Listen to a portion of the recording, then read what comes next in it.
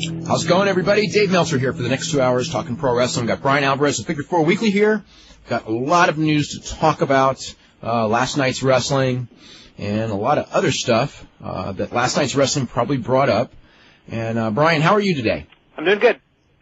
Last night, Brian, I wrote something to you, and I have later found out that it's entirely wrong. So I just want you to know that this, which has to do with the sale of WCW. What we saw last night, I want to get this out of the way because the conclusion from watching that show that you would get, being that they're teasing new ownership, is that the deal must be done. And it may be, okay, but what happened on the show had absolutely nothing to do with anyone who would have known anything, in that show was written by Ed Ferrara, and that whole skit with the owners and everything like that, that was just something that was written more or less to spoof internet speculation, as opposed to actually from anyone who knew anything.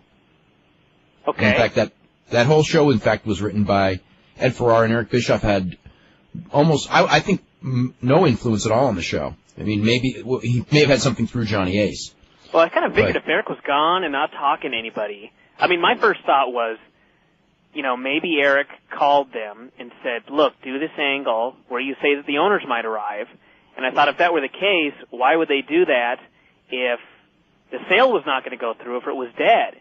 And so the sale is not, no, I can tell you for sure the sale is not dead. Okay? Where it is, I mean, it's probably in the same place it's been for the last week or two. People are proceeding as if the sale is going to go through. Everyone's proceeding like that, and it may even be a secret done deal. It's a possibility. I don't think it is. But the idea that it's dead is for sure not true because, and one of the reasons I can say this is there's a Fusient executive who, as soon as the thing happened, whatever it was, like 60 days or 50 days ago, when the thing was first announced, he started working in the office. And he's still there every day reporting to Fusient. So obviously if the deal was dead, he would be working on another project, right? Yeah, you'd think so. So, I mean, that's the open and shut on that one. As far as where it stands, anything else, I don't know who would really know. And I don't know how close they are, and it's not that it may not fall apart.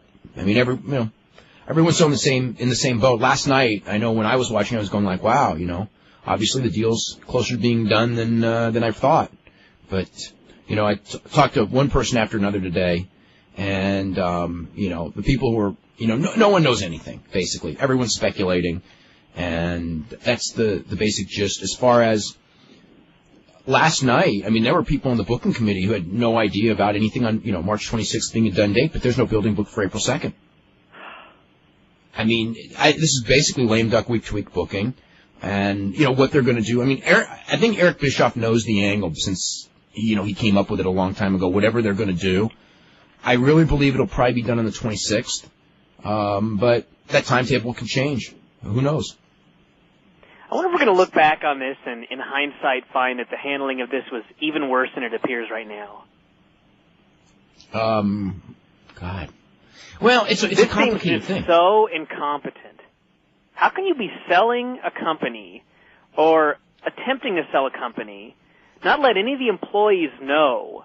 Well, not why let they don't anybody let the know that has a job to do to keep this thing alive. Well, it's like having a person who's in the hospital and they're about to die, and they have, medication that they have to take, and you're not telling any of the doctors what medication to give them. You know what I mean? Yeah. It's like something has to be done to keep this thing alive, and no one's saying anything.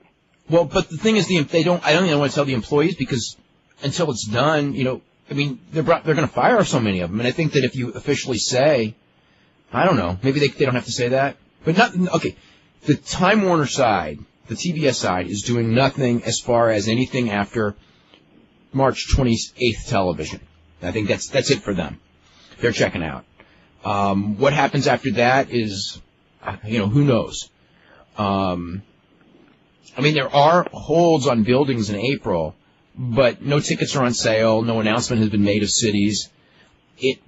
I think there's probably even a 2 or 3 more day leeway, maybe even a few more days after that, where they probably could get an April 2nd show. God, it's kind of pretty close though. I mean, they'd have to announce it real fast. I don't expect. I mean, no one expects that there's going to be anything run in April. May 6th, nobody knows. That's the answer. Nobody knows if there's a May 6th pay-per-view or not. And you know the other stuff. You know, I mean, as far as if they shut down, how long is anybody's guess. And anything else you want to add to that before we switch to WWF? No. Okay. I'm just I loved Raw last night. I just want to get that out of the way. Yeah, Raw was awesome. I loved that show. A lot of it, you know, what's funny is a lot of the stuff I really loved was the Heyman stuff. Mm-hmm. I mean, and I'm not talking about his announcing, which also I thought was very good, much better than last week. And he was good last week, but I thought I enjoyed him, you know, about 3/4 of the way. I wouldn't even say that, because it's halfway through the show. During the Benoit Guerrero match, I was going like, you know what? I like him more than Lawler. For the entire show or just that particular match? For the entire show, I would say I liked him more than Lawler, but for that match, a lot more. Just focusing more on the matches and getting the guys over? Just being really enthused. You know, I mean, Heyman has his agenda. I mean, I know the guy real well, but the thing is that his agenda is to push certain guys, which are the same guys that we want pushed. So it's like his agenda, like I can tell from what he's saying, obviously his project is Benoit. It goes without saying that Benoit is going to finally get a push. The only problem is that, you know, Heyman pushed him like you would push an ECW babyface, which didn't work in the WWF. Especially the way that they had the whole thing set up. It's like working against him. They didn't understand that made him a babyface because he was doing, you know, Clint Eastwood or whatever it was. They were just like, you know, he beat this guy with a pipe. He attacked this guy from behind and threw him through a wall. And here comes Eddie Guerrero, you know, who's always been, I wouldn't say always been a babyface in L.A., but whatever. It's like, oh.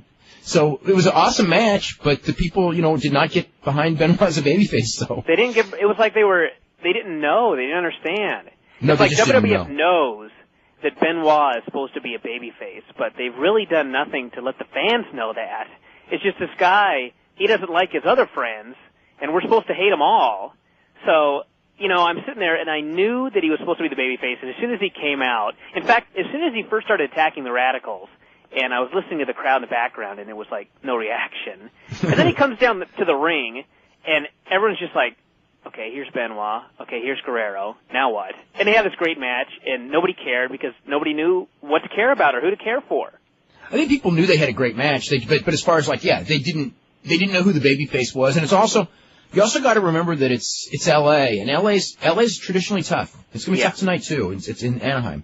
You know, it's like Nassau Coliseum. You really got to show them a lot. I mean, they did really get into Rock and Kurt Angle though, which I thought was an awesome I think that was a better match. Okay, you did too. So did I. Yeah, I thought Rock and Angle was better than Benoit and Guerrero, because I've been getting emails, you know, people saying that Benoit and Guerrero was the best TV match of the year, and I wouldn't go that far, and I thought Rock and Angle was I think it was just, I mean, I was watching Benoit and Guerrero, and it was so awesome. And then I got your email, and you were like, you know, I think the main event was even better, and I thought, yeah, okay, we'll see. And it was. I think a lot of it was just, they were so into that match. They were so into everything. It was like Rock could make the most simple comeback with punches, and he would go insane. And some of those near falls were just awesome. And, Kurt Angle. And I know a lot of people are going to say, you know, Rock can have a good match with someone that's a good worker or whatever, blah, blah, blah. But Rock is really good. And Kurt Angle is awesome. And I don't care what anybody says. You know, the one thing, and of the three, Rock, Kurt Angle, and Helmsley probably is the best worker of the three. And Rock is probably the worst worker of those three. Okay, having said that, I would rather watch Rock and Kurt Angle because there's a certain chemistry those two have that Rock really doesn't have with Helmsley, although he does have close to it. And that Angle definitely does not have with Helmsley. Helmsley and Angle matches are always good, but they're always, when they're over, I always feel like, God, I just expect it to be a little bit better. That's the two. Whereas Rock and Angle, when Rock and Angle wrestle, it's always like, wow, that's like, I expected it to be great, and it's even better than I expected. Yeah. Well, I mean, it's like, I think with like Angle and Hunter, it's the same thing that happened with Benoit and Guerrero. It's two heels in there, and nobody really knows what to think of it. So they pop for like the big moves and everything like that. They know they're supposed to cheer Hunter, and it just, and they do cheer Hunter, but it's nothing like when it's like Rock in there. It's a question of two guys that are willing to sell for each other a little bit more. Mm-hmm. The finish was real good. I don't know if I would have done it that week, though. It's like rock tapping was a really gutsy thing to do, but it was the right thing to do in that it really got Angle over. They got Austin in there. Austin gave Rock the stunner. It was a really well-done sequence. So I guess the end justifies the means. To me, it was like, if I got Angle with the ankle lock on somebody, and it's the champion, and he taps, and then you do the DQ, which was cool because it leaves it open-ended and everything like that. I think it kind of, yeah. I wouldn't want to do that till after WrestleMania and then do it to set up Rock and Angle again. Mm-hmm. But I think it was okay this far out. Yeah, I guess. I thought the way that it all went down though was, God, it was just really good. Regal was really good. Shane McMahon run-in was good. Thank God. I was hoping it was going to come in sooner. As soon as I saw Shane McMahon run in, I thought, oh boy, we're coming up to WrestleMania. Here's Shane again. Here's Vince. Linda's going to be. Shane and Linda against Vince and Trish. And someone emailed me. In fact, this was on the feedback. Someone had this idea that it was like, how about this for a 6-man tag? They said something like Trish, Linda, and Stephanie, and I was just like going, oh no. And then I saw this last night, and I thought, I pray to God they don't kill the show with something that horrible. I think they'll do something. They'll do a tag. Or oh a single. No, come on. They're going to be in the ring. Put him in the corner. Somebody can. Can't we have 4 managers again and like a semi-main? Hey, why don't we have them in the corner of Raven and Crash Holly? Hey, that's great. That's fine with me. I do not want to see Linda McMahon in the ring. Or Stephanie. Yeah. Imagine that. Yeah, let's see. They put Albert in there with the X-Pac and Just Incredible, so they're starting a little group there. What other stuff did they do on the show? Got the ratings here. 5-8 for, not 5-8, 5-8 for the main event. 5-0 for Raw, 2-1 for Nitro. So the numbers were roughly what they always are. Nitro main event did a 1-6, which is pretty bad. Nitro, what do you think of Nitro? I was kind of distracted through part of Nitro because somebody called, but, overall, I didn't think it was a good show at all. There was something really strange about the show. It was like, I think it was like the old WCW where they had this deal where first they have the security camera footage, and then they had this weird thing where they're watching a tape of the security camera footage, which is being filmed on a security camera, and just weird things like that, and the whole thing, hey, the new owners might show up. Show's over, no new owners. Scott Steiner cutting this promo that made...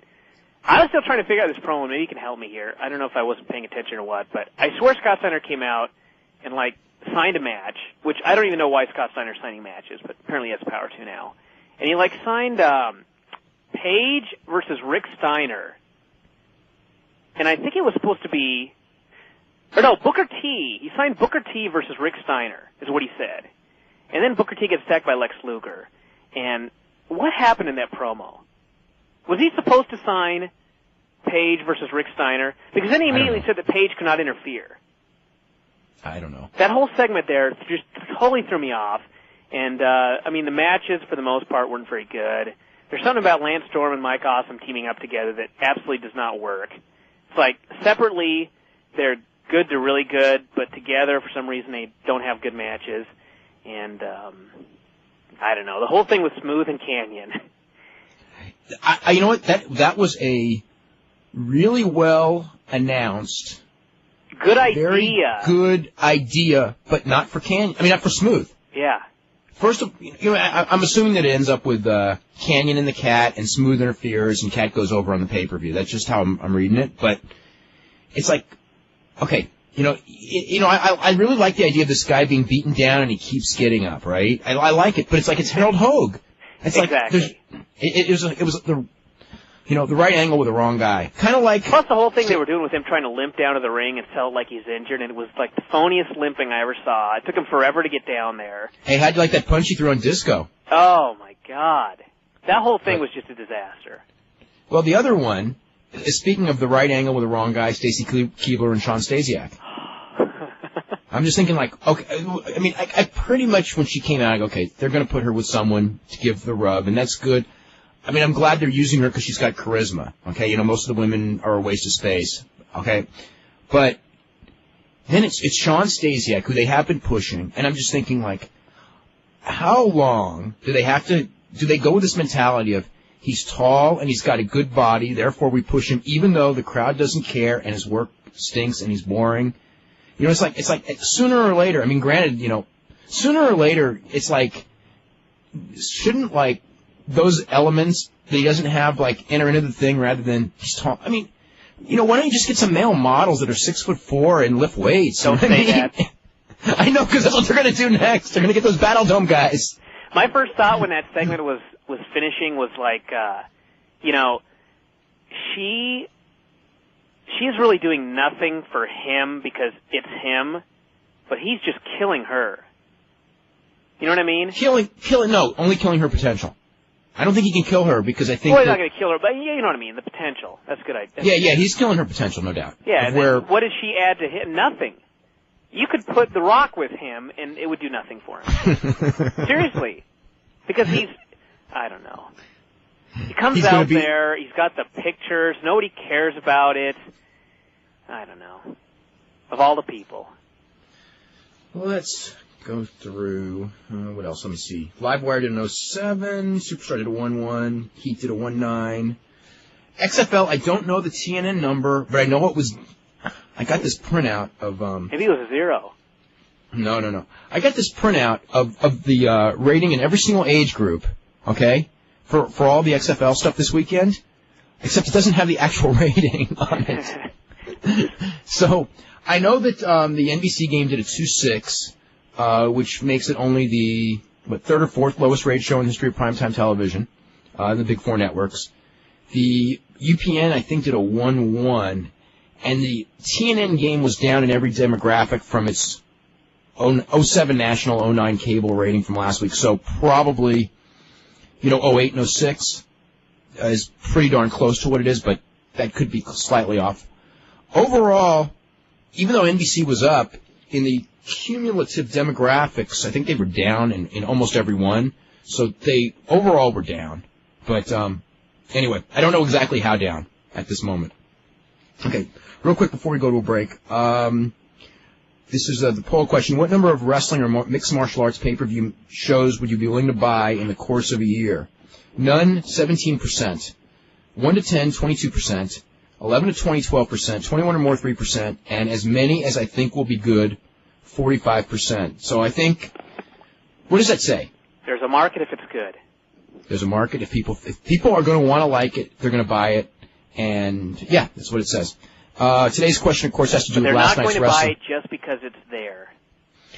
And they're not going to buy necessarily more, or they're not going to necessarily like one of the things that like sometimes happens is, what's the mentality? That, because I would hear this like in the month when there's like one of the really big boxing shows, right? Yeah. And then the wrestling people would tell me, and there's probably some casual thing where this is actually, there's something to it, but I never thought it was a big deal. But let's say like when Trinidad and Vargas, I think it was, they had a really big fight, did a lot of buys.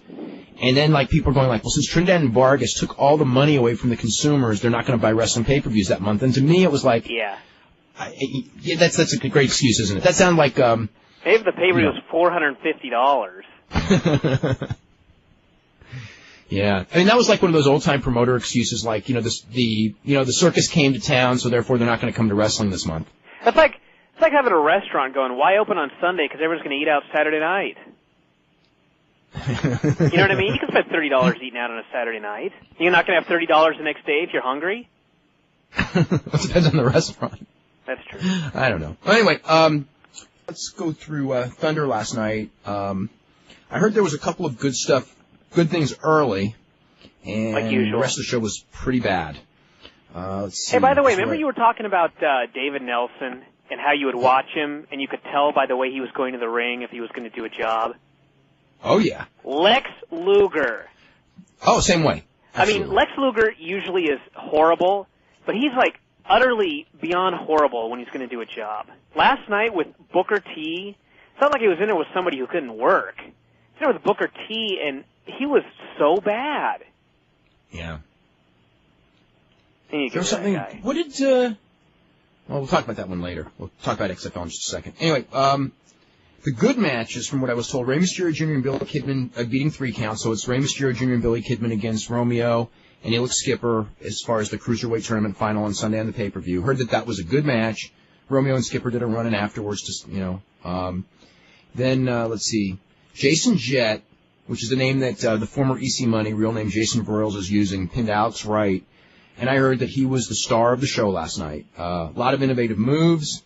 Him and Alex had a good match. And anyway, I was told that, real good. Not Jason J. No. Sean Stasiak beat Reno. Heard that was horrible. Sean Stasiak, the Mecca of manhood. Yeah. Palumbo and O'Hare beat Luber and Bagwell in the elimination match. This was the match that was scheduled last week.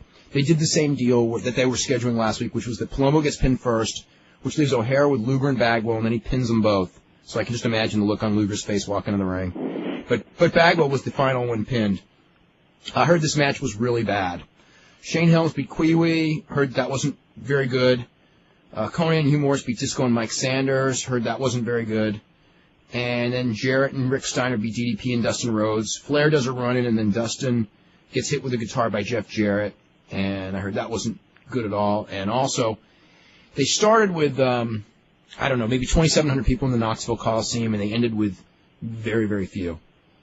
I do know that Bischoff's idea, if he gets the company, is no more Thunder after Nitro.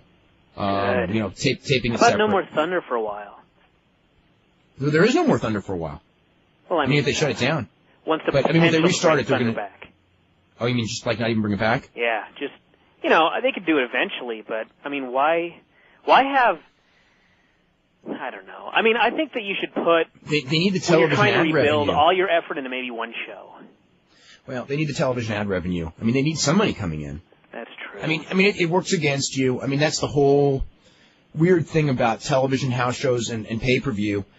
That the best method for probably business at the house shows and pay-per-view is to do limited television so it's not overexposed.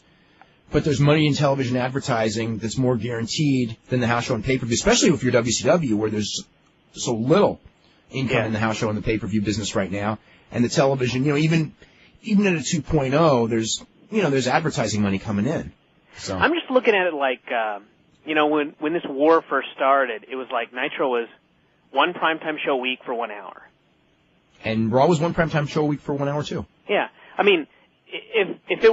If they were still owned by AOL, and they had $400 billion or whatever, and the company was willing to let them experiment with some things, I would almost try and experiment and just go, okay, we're going to lose some ad revenue cutting down to one show a week, but maybe if we put all our effort into that one show and put on, just great shows, maybe that'll help the buy rates, and maybe that extra revenue will offset losing the ad time for the other shows. Well, there was a lot of people who thought when SmackDown started that was going to end up being a negative for the WWF. And as far as Thunder, a lot of people blame the decline of WCW on the introduction of Thunder because it overexposed the product. Now, to me, I wouldn't go that far. I wouldn't go that. Well, one thing from I just look at the angles around the time that the thing really went down. At the beginning, Thunder didn't do bad at all until they made it in. No, and you know what? And it wasn't overexposure because Thunder was a great show for the first 6 months, wasn't it? Until just the whole company went down.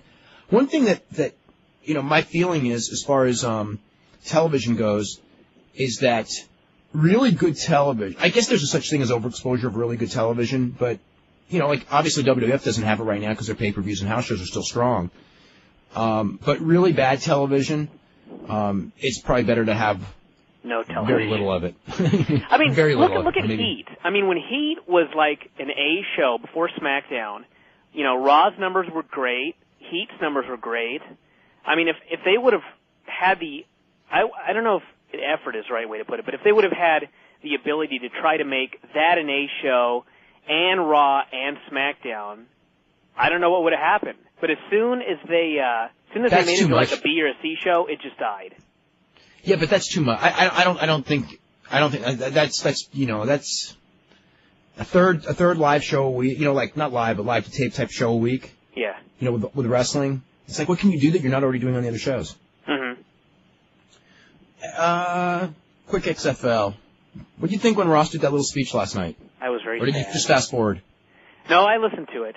I actually listened to the whole thing because I was actually, the funny thing was I was fast forwarding, but then I saw Ross have that stern look on his face, and it was looking like he was giving a lecture about something, and I thought, what could Ross possibly be talking about? And it was the XFL, and I listened to the whole thing, and it was like, this is so pathetic. Like the ratings are really bad because people are writing bad things about it. And like fans writing into these people is going to help in the slightest. All it's going to do is going to get fans writing, because you know at WWF, I shouldn't say all WWF fans, but when they get mad, they write some really nasty things to a lot of people. And all this is going to do is get a bunch of fans to write nasty letters to sports writers and piss them off.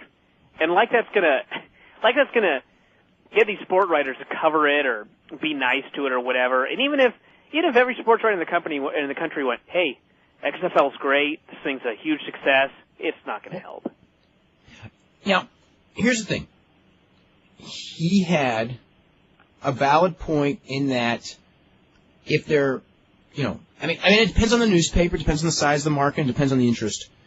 But the idea of just listing the scores in the paper, the box scores, and things like that, as much as the XFL ratings are bad, there probably is as much interest in it as, say, a lot of other sports. I mean, because a lot of other sports are doing the same kind of ratings, they're just not getting the promotional push that XFL is, and they're not flopping like XFL is overall. But there are people that are in the buildings. I mean, in San Francisco, Orlando, and what's the other market that does well? Vegas. Those three markets, I mean, they're legitimately drawing, over 20,000 people a game. In fact, over 30 in San Francisco. And so it's not like it's, you know what I mean? I mean, there is something there to where they deserve some coverage.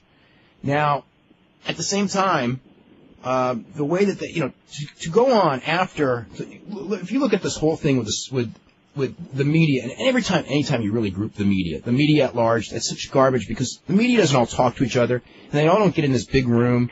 Even Bryan and I, we don't even before the show, 9 times out of 10, ever even talk.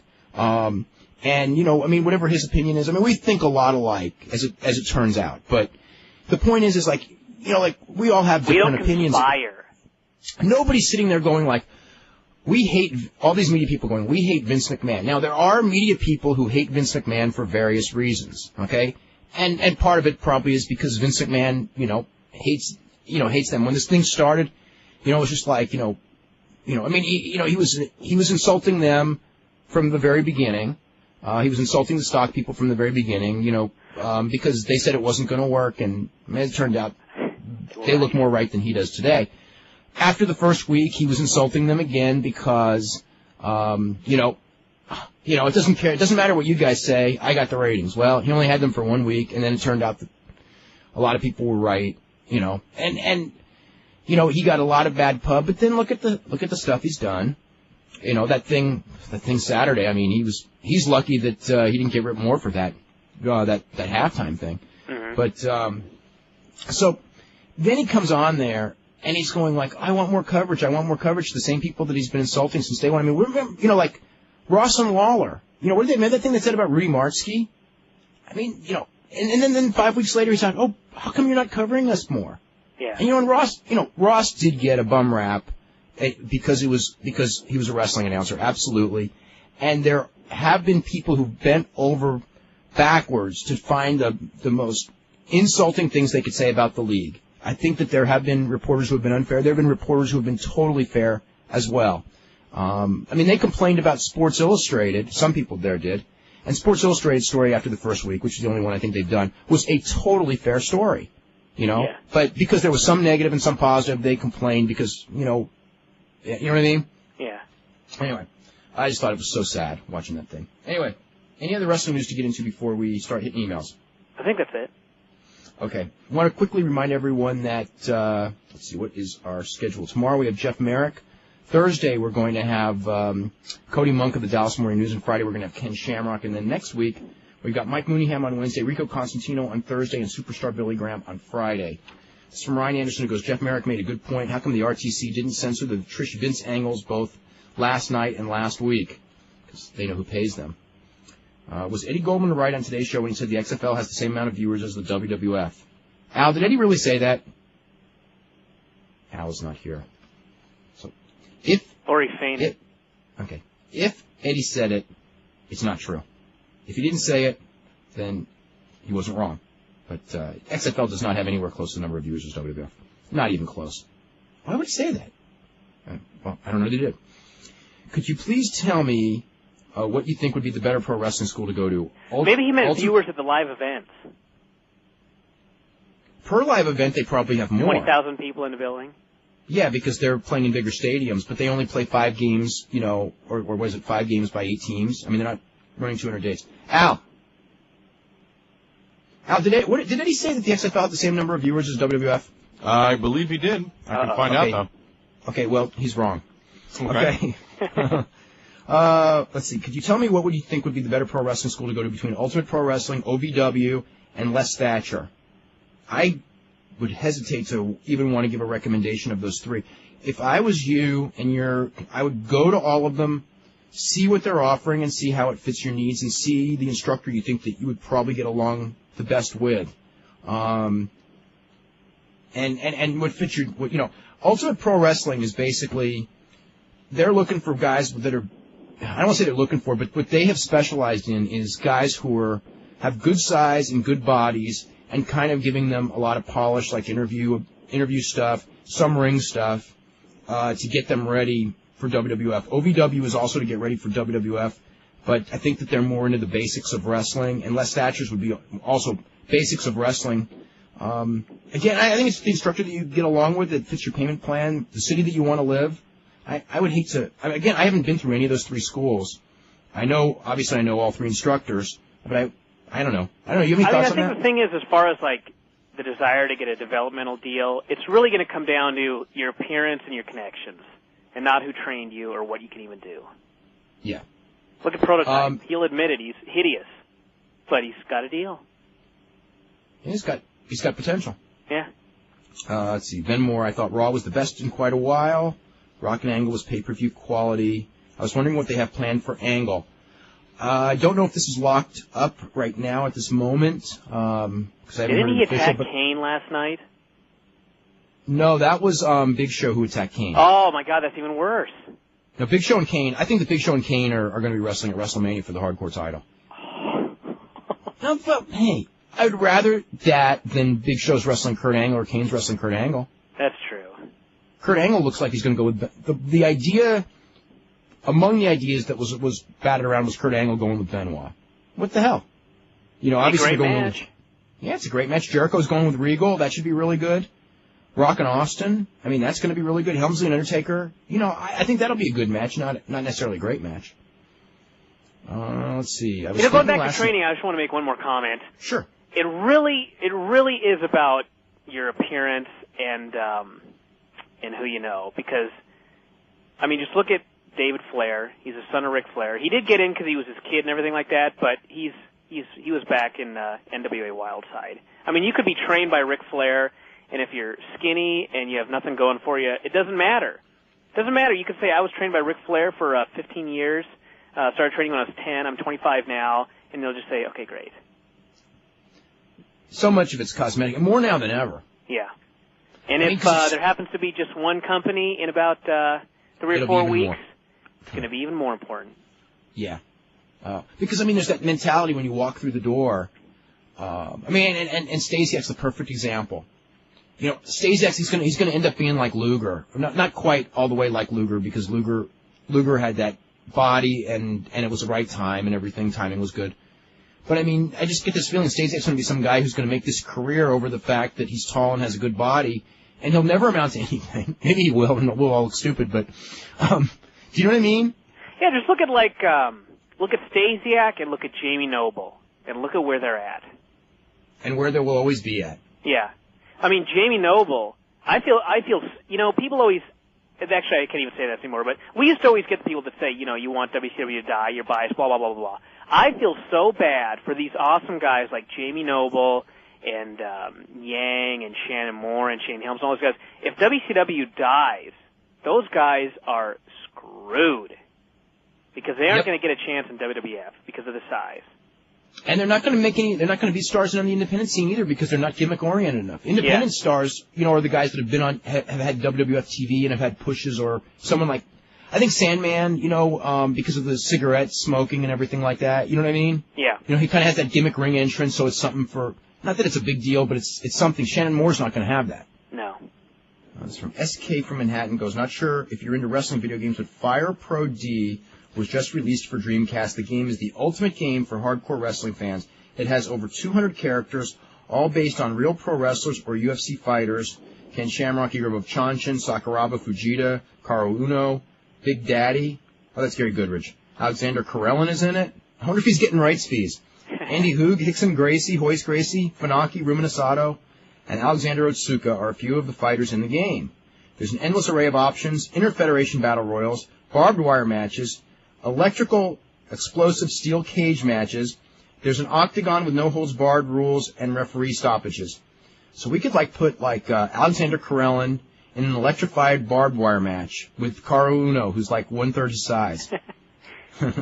Another great feature is the criticals. This is when you deliver a crucial blow to your opponent in the form of a submission or a big strike. I used Sakuraba, and got Hoist in a critical triangle. The best part of the game is the detail. Each character looks and fights like their real-life counterpart. Hogan has a Hulkamania uniform, is slow, and relies on leg drops and a big boot. The Rock does the people's elbow. Flair says, woo. The game is in Japanese, but FightingSpirit.com has full translation guides and all the What's in Japanese? The game. Oh, I thought you said the woo was in Japanese. God. Ric Flair and Andy Hoog. That is just too in a barbed bizarre. wire match. In a bar. That's too bizarre for this world. Let's see. Do you know if Kid Cash wrestled? Yeah, Kid Cash wrestled George Hines. And actually, I heard George Hines did better than Kid Cash. But I heard they had a good match. You know who else was there? Did you hear that Bart Gunn was there? Or Mike Barton, whatever. Yeah, he was there. He didn't wrestle. I mean, he didn't appear in front of the crowd. He was just back there, and he was just sitting there. And he was introduced like he was, it wasn't like he was just a wrestler dropping in. I mean, he doesn't live in Knoxville anyway. Yeah. It was just like, he's Bart Gunn, and there he is. He's, I don't know what his role is. Let's see. Did anyone think Eddie Guerrero looked unconscious after those 3 German suplexes? Also, why did people like Benoit try to dive through the ropes, and he missed? How many people die, get paralyzed from this move? Will die or get paralyzed from this move before people realize that people don't pop for it? Oh, the missed. I didn't like that missed dive spot. That looked just too much like it hurt. Yeah. Way too much to fall. See, missed dive. There was a guy in '79 at Arena Mexico who I think missed a tope and died. I forgot his name. I'm sure someone will email it in. It was very famous, actually. And then I remember a guy who missed a tope and was paralyzed in Mexico. There's a lot of topes. And then, I don't know if Parada Morgan really lost his eye on one. I would have always heard that story, too. I don't know. Miss Hancock's career is over. Stasiak is the worst. He's worse than the Big Show and Billy Gunn combined. Let's see. Who do you think Helmsley has good match chemistry with? Chris Jericho, believe it or not. Yeah, he does. They always have great matches. I mean, he is very good with Brock. Hey, Austin. Austin, yeah. Absolutely. What do you consider to be the biggest weakness in his repertoire? I would say that he doesn't sell like a heel should sell for a top babyface. Not that he doesn't sell, that he doesn't put them over like a top heel should for a babyface. If I would have to pick one weakness. If you could have any superstar on the WWF on your show, who would it be and why? I don't know. Pick one. Vince. Yeah, it'd be the most entertaining. It'd be, we've had Foley. I wouldn't mind Foley. Angle again. Angle. Christian and Edge, if I could get them together.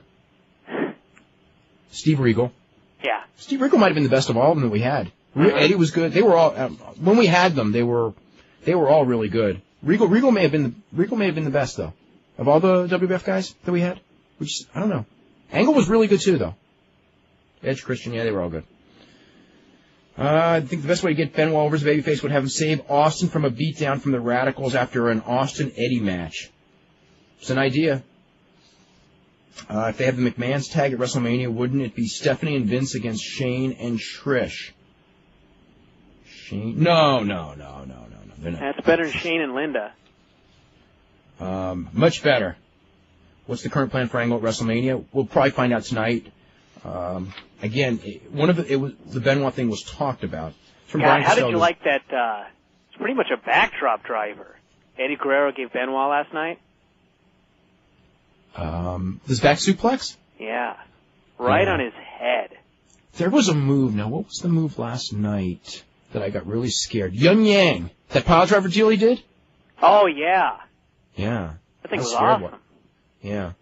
Because I was sad to hear about the passing of Morton Downey Jr. I heard that this morning. It was sad. Where everyone would want to talk about the WrestleMania Piper nonsense. Yeah, that was like one of the worst things in the history of wrestling was that Morton Downey Roddy Piper thing at that WrestleMania. So, this skit that went on forever, and, I think, wasn't Brother Love in that one too? I don't even remember. Oh, it was horrible. Horrible. I was wondering if you could shed some light on one of his shows. I remember the show where you had Jim Wilson, Thunderbolt Patterson, Dave Schultz, and Lou Albano to discuss whether wrestling was real or not. God, I remember that. I was invited on that show, and you didn't show up. No, there was some reason.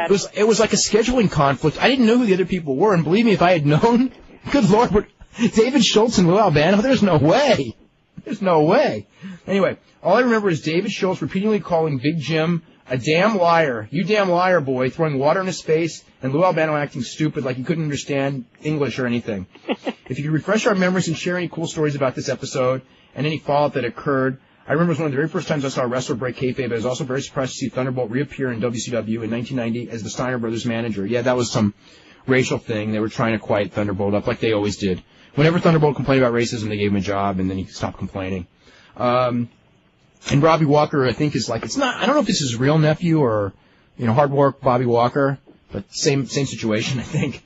Yeah, that was, I just remember, this was a long time ago, and they had these guys on with Wrestling Was Real or Fake, and Jim Wilson was saying that it was fake, and then David Schultz came on there, and, was just furious at him. And David Schultz, when he's mad, is a very intimidating, scaring, violent guy. He threw water in his face, and I think Jim Wilson just kind of stood there, and I think he actually handled himself pretty good under the circumstances. Oh, my God. Oh, my God. Let's see. This is from Scott Worden, who says, I'm putting my name on this email because it's about Mushnick. Anyway, about Mushnick. If you didn't say that Vince was responsible, you guys should have trashed the emails that said he did. Why give him the space on your website? I did not read the article because I don't read him. I stopped when he wrote that crap in TV Guide that Saturday Night Live was looking for smut when they put Rock the host. Yeah, that was definitely one of Mushnick's bad columns. The guy needs a life. When he writes about sports, nobody reads it. Is that why he just won the award for Sports Writer of the Year? He loses heat, so he attacks wrestling knowing there's enough of them to get his name back out there. Oh, God, he just blew the point with that one. Sorry. Let's see. About Angle and Shamrock at WrestleMania. Oh, God, not again. I think you could win Sports Writer of the Year without having anybody read what you write. It's like some of those Oscars go to movies that nobody went to. I know. Let's see. Jeff American, as Raw Report said, the Jericho match was only used to get a mid-card angle over RTC. Maybe I'm wrong, but wasn't it also getting the Y2J Regal angle over? Yeah, a little because Regal screwed him, yeah. Yeah, it was. Which is still kind of a high mid-card angle. The funniest part of that match is Jericho's trying to work four-man, unsuccessfully, I might add. And there's this part where Goodfather, Bull Buchanan, and I think Steven are just giving him these most horrible stomps you ever saw in the corner. And right then they cut to backstage, and there's Steve Regal, who signed this match and is supposed to be the mastermind. And he, puts his head down in shame, this match is hideous. And then they immediately cut away again, and I thought that was perfect. That was perfect. Yeah. Let's go to John. John, you're first up. Hello. Hey, how are you? Hey, how are you? Dave, this is John Sepulveda. I've actually been writing you about my interest in becoming a wrestling journalist. Right. You wrote the thing on the website a couple days ago. Yeah, for the Smarts and Marks. Yeah. And I got another one coming for you tonight. Cool. But anyways, my question is about the Cruiserweight Tag Team Tournament. I'm surprised at how poorly booked this was from the beginning, and I feel that. Why? Why are you surprised? Well, I mean, the concept was phenomenal. I mean, I know it's WCW, but I thought the concept of bringing in the Cruiserweight tag division would be great, and they'd have, teams from all over the world and representation from Japan and everything. Imagine that. Young Dragons. Well, Young Dragons. But what surprises me the most is that over the course of the past year, we've seen the Young Dragons, 3 Count, Noble and Courageous, or any combination of the 6, on pay-per-views and on television every week, putting on these phenomenal performances. And come time for this tournament, they're all out in the second round, and now we're looking at Kidman and Ray versus Elix Skipper and Kid Romeo.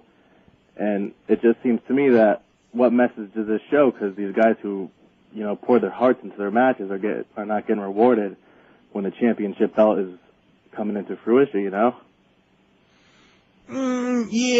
but I don't mind these finals though. Yeah, no, because Ray and Kidman were still the only ones in that tournament that people perceive as stars, and Romeo, he's got something there. They may blow it with him, but I don't mind that aspect of it. But I think that when they wanted to introduce it, they should have had a lot more planning to it and had more outside teams. They should have waited until they could sign some guys and bring some new guys in.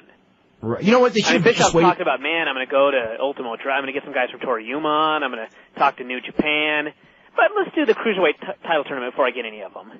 Yeah, exactly. Yeah. I would have liked to have seen it better if the Dragons went over Skipper and Romeo last night, and then it was the finals with the Dragons versus Ray and Kidman, with the Dragons going over to transfer that star power to them. You know what I mean?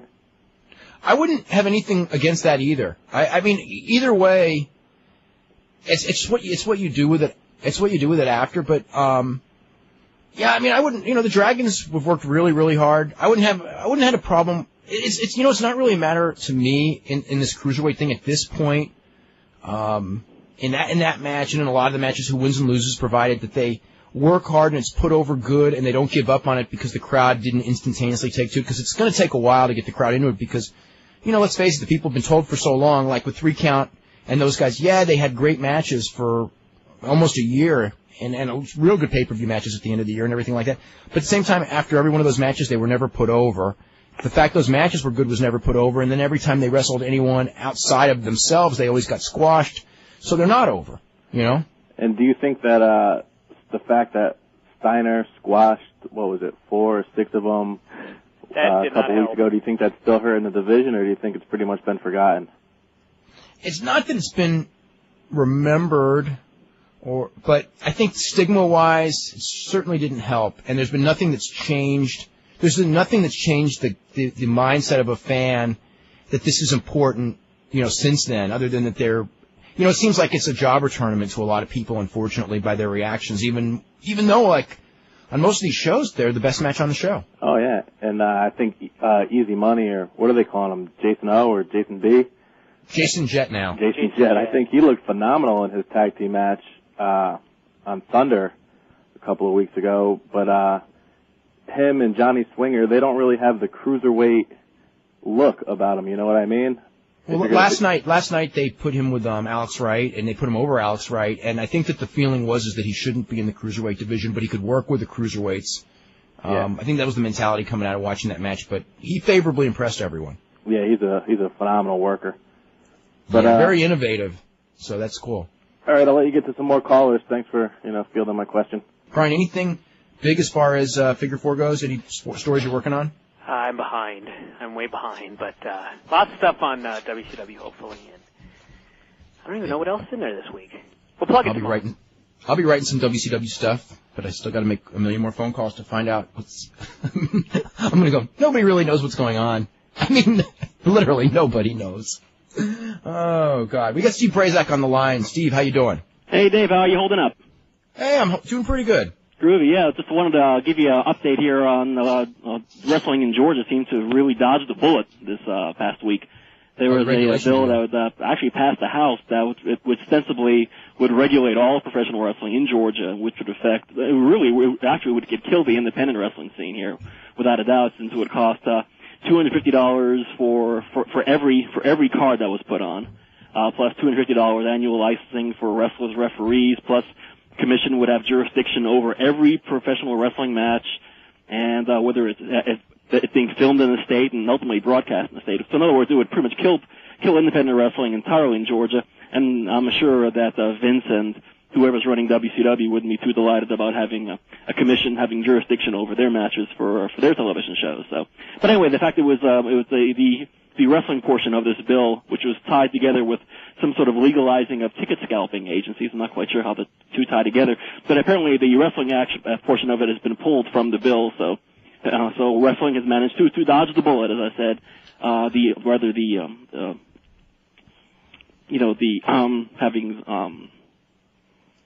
Being regulated. Yeah, deregulated. Thank you very much. Yeah. Yeah. I saw an article in the Macon paper a couple of days ago. It was really kind of funny. Because it was like, I guess the idea of regulation came from the Boxing Commission because they had heard rumors that people get injured doing wrestling, which in fact they do. It was just funny. They're going like, we've heard. It's a rumor. Yeah, I actually have this in front of me. I was going to like. It's unconfirmed. The unconfirmed stories that guys get hurt doing wrestling, but it was just like I don't know. Actually, I think the story behind it all is that the Boxing Commission in Georgia is not particularly a well-funded one because there's not many boxing events that take place in Georgia, and the perception that wrestling is real popular, nudge nudge, wink wink, so maybe we could glean a lot of bucks from these wrestling events and parlay it into the so-called Boxing Commission and fund this agency, and apparently that fell down, and all because of a letter writing campaign that the writer of this bill, who was I think Representative Alan Powell of the county of Hartwell, Georgia, who wrote it, and apparently turned out to be a wrestling fan and decided just to pull the wrestling thing from it entirely. But Bill Behrens and Dusty Rhodes and myself and Tim Dix and a number of guys from both Turnbuckle and Wildside just did this massive letter writing faxing campaign and rattled some cages, and now wrestling is safe for another few more weeks.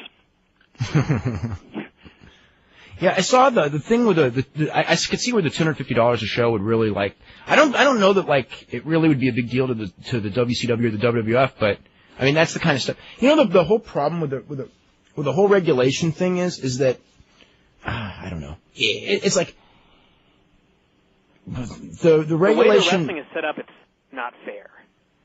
It's impossible to have fair regulation. Yeah. I mean, the Jersey stuff is the worst ever because the Jersey stuff targets just a certain group of things and then exempts other people, and it exempts the big guys. It's mad at the small guys or the hardcore groups. And I mean, I'm not the biggest fan of the hardcore groups, but it's got to be fair. But the one in Jersey where they go after the hardcore groups because they say it's like a bad influence for young kids. And I'm just thinking that out of a crowd of 200 people that these groups draw or 300 people, how many young kids are there compared to the millions that watch WWF? And they're exempted, and they can do any of those things that these other groups are banned from doing just because they're WWF. And it's like, whatever the rules are, they need to be enforced uniformly. And then, I think part of the thing is that there's such a big difference between the major leagues and the minor leagues. I mean, it's huge. So $200, it would mean absolutely, literally nothing to the WWF, could kill a minor league show. Sure.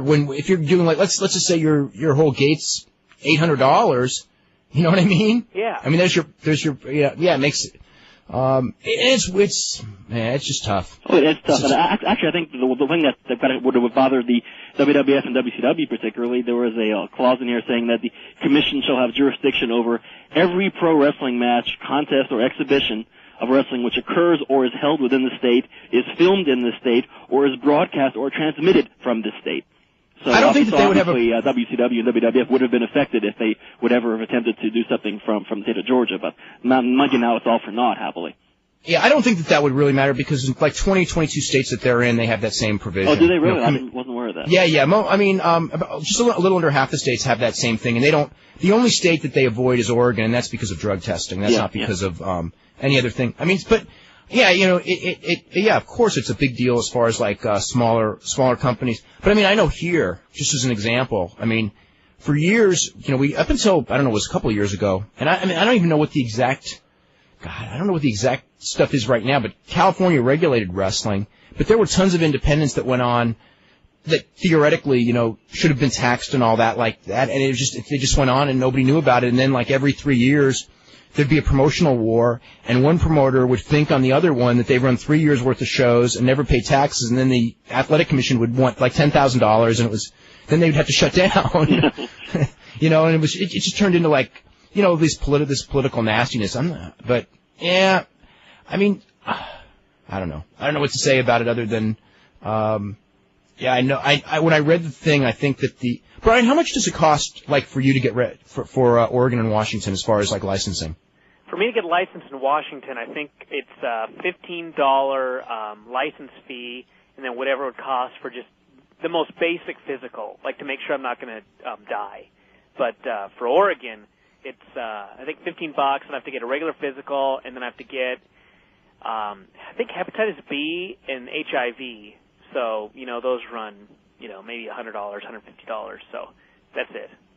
Okay, because there are states like that. And they have independent wrestling in Oregon and obviously a lot in Washington. Yeah. That's true. So. Okay, thank you much, guys. Okay, you're very welcome, Steve. I'll talk to you later. All right, let's go to, is it Dan in Hawaii? Wes, what's going on? Hey guys, how's it going? Hey. It's going really good. I guess the one thing after watching Stasiak and Stacy, we can all sit back and look forward to the upcoming program between him and David Flair. I know that's got to be... I don't know that they're going to do that because I was waiting for David Flair to do a run-in and then to mention his name, and it never came up. Yeah. So they may not be going in that direction and just dropping Let's hope. Somebody wrote me this email, now that you bring this up, and it said, poor Trish and now poor Miss Hancock, they're both having to pay for the XFL. I think the one problem with the Cruiserweight division, though, I mean, granted, they're not really putting it over either, but, I mean, they've never, going back even to 96 and 97, they never really had any storylines, and they never really gave the guys a lot of interview time either.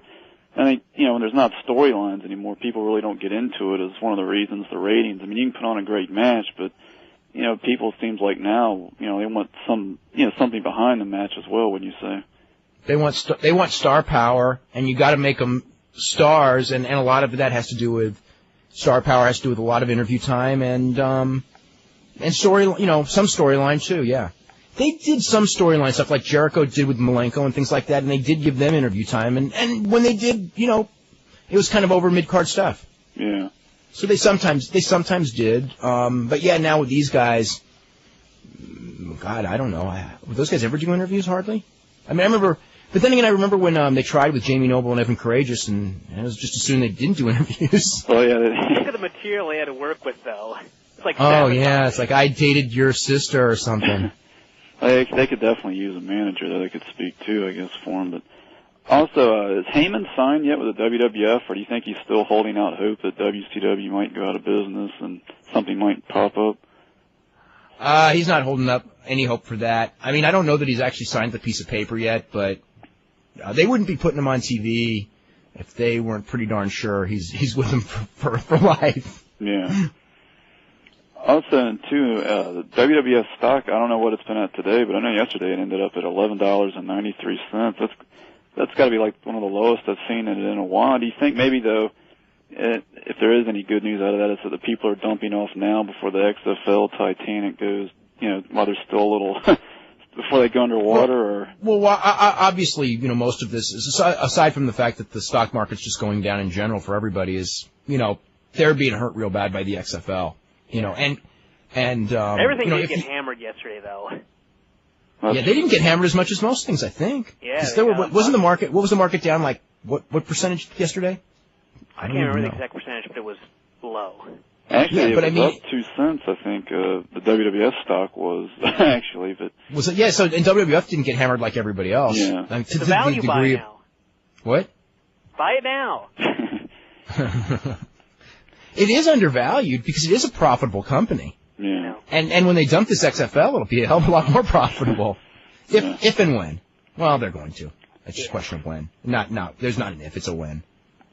Also, are there any plans in the works for All Japan developing another opponent for Kawada besides Tenryu? I mean, I know they can bring in some of the New Japan guys. They're gonna have to bring in some other guys to draw because none of the guys that they got now I mean, maybe they could get one match out of Williams, but there's other guys. I mean, the fact that Bart Gunn was backstage tells me that he's looking at getting out. Isn't that what it says? Yeah, I'd agree with that.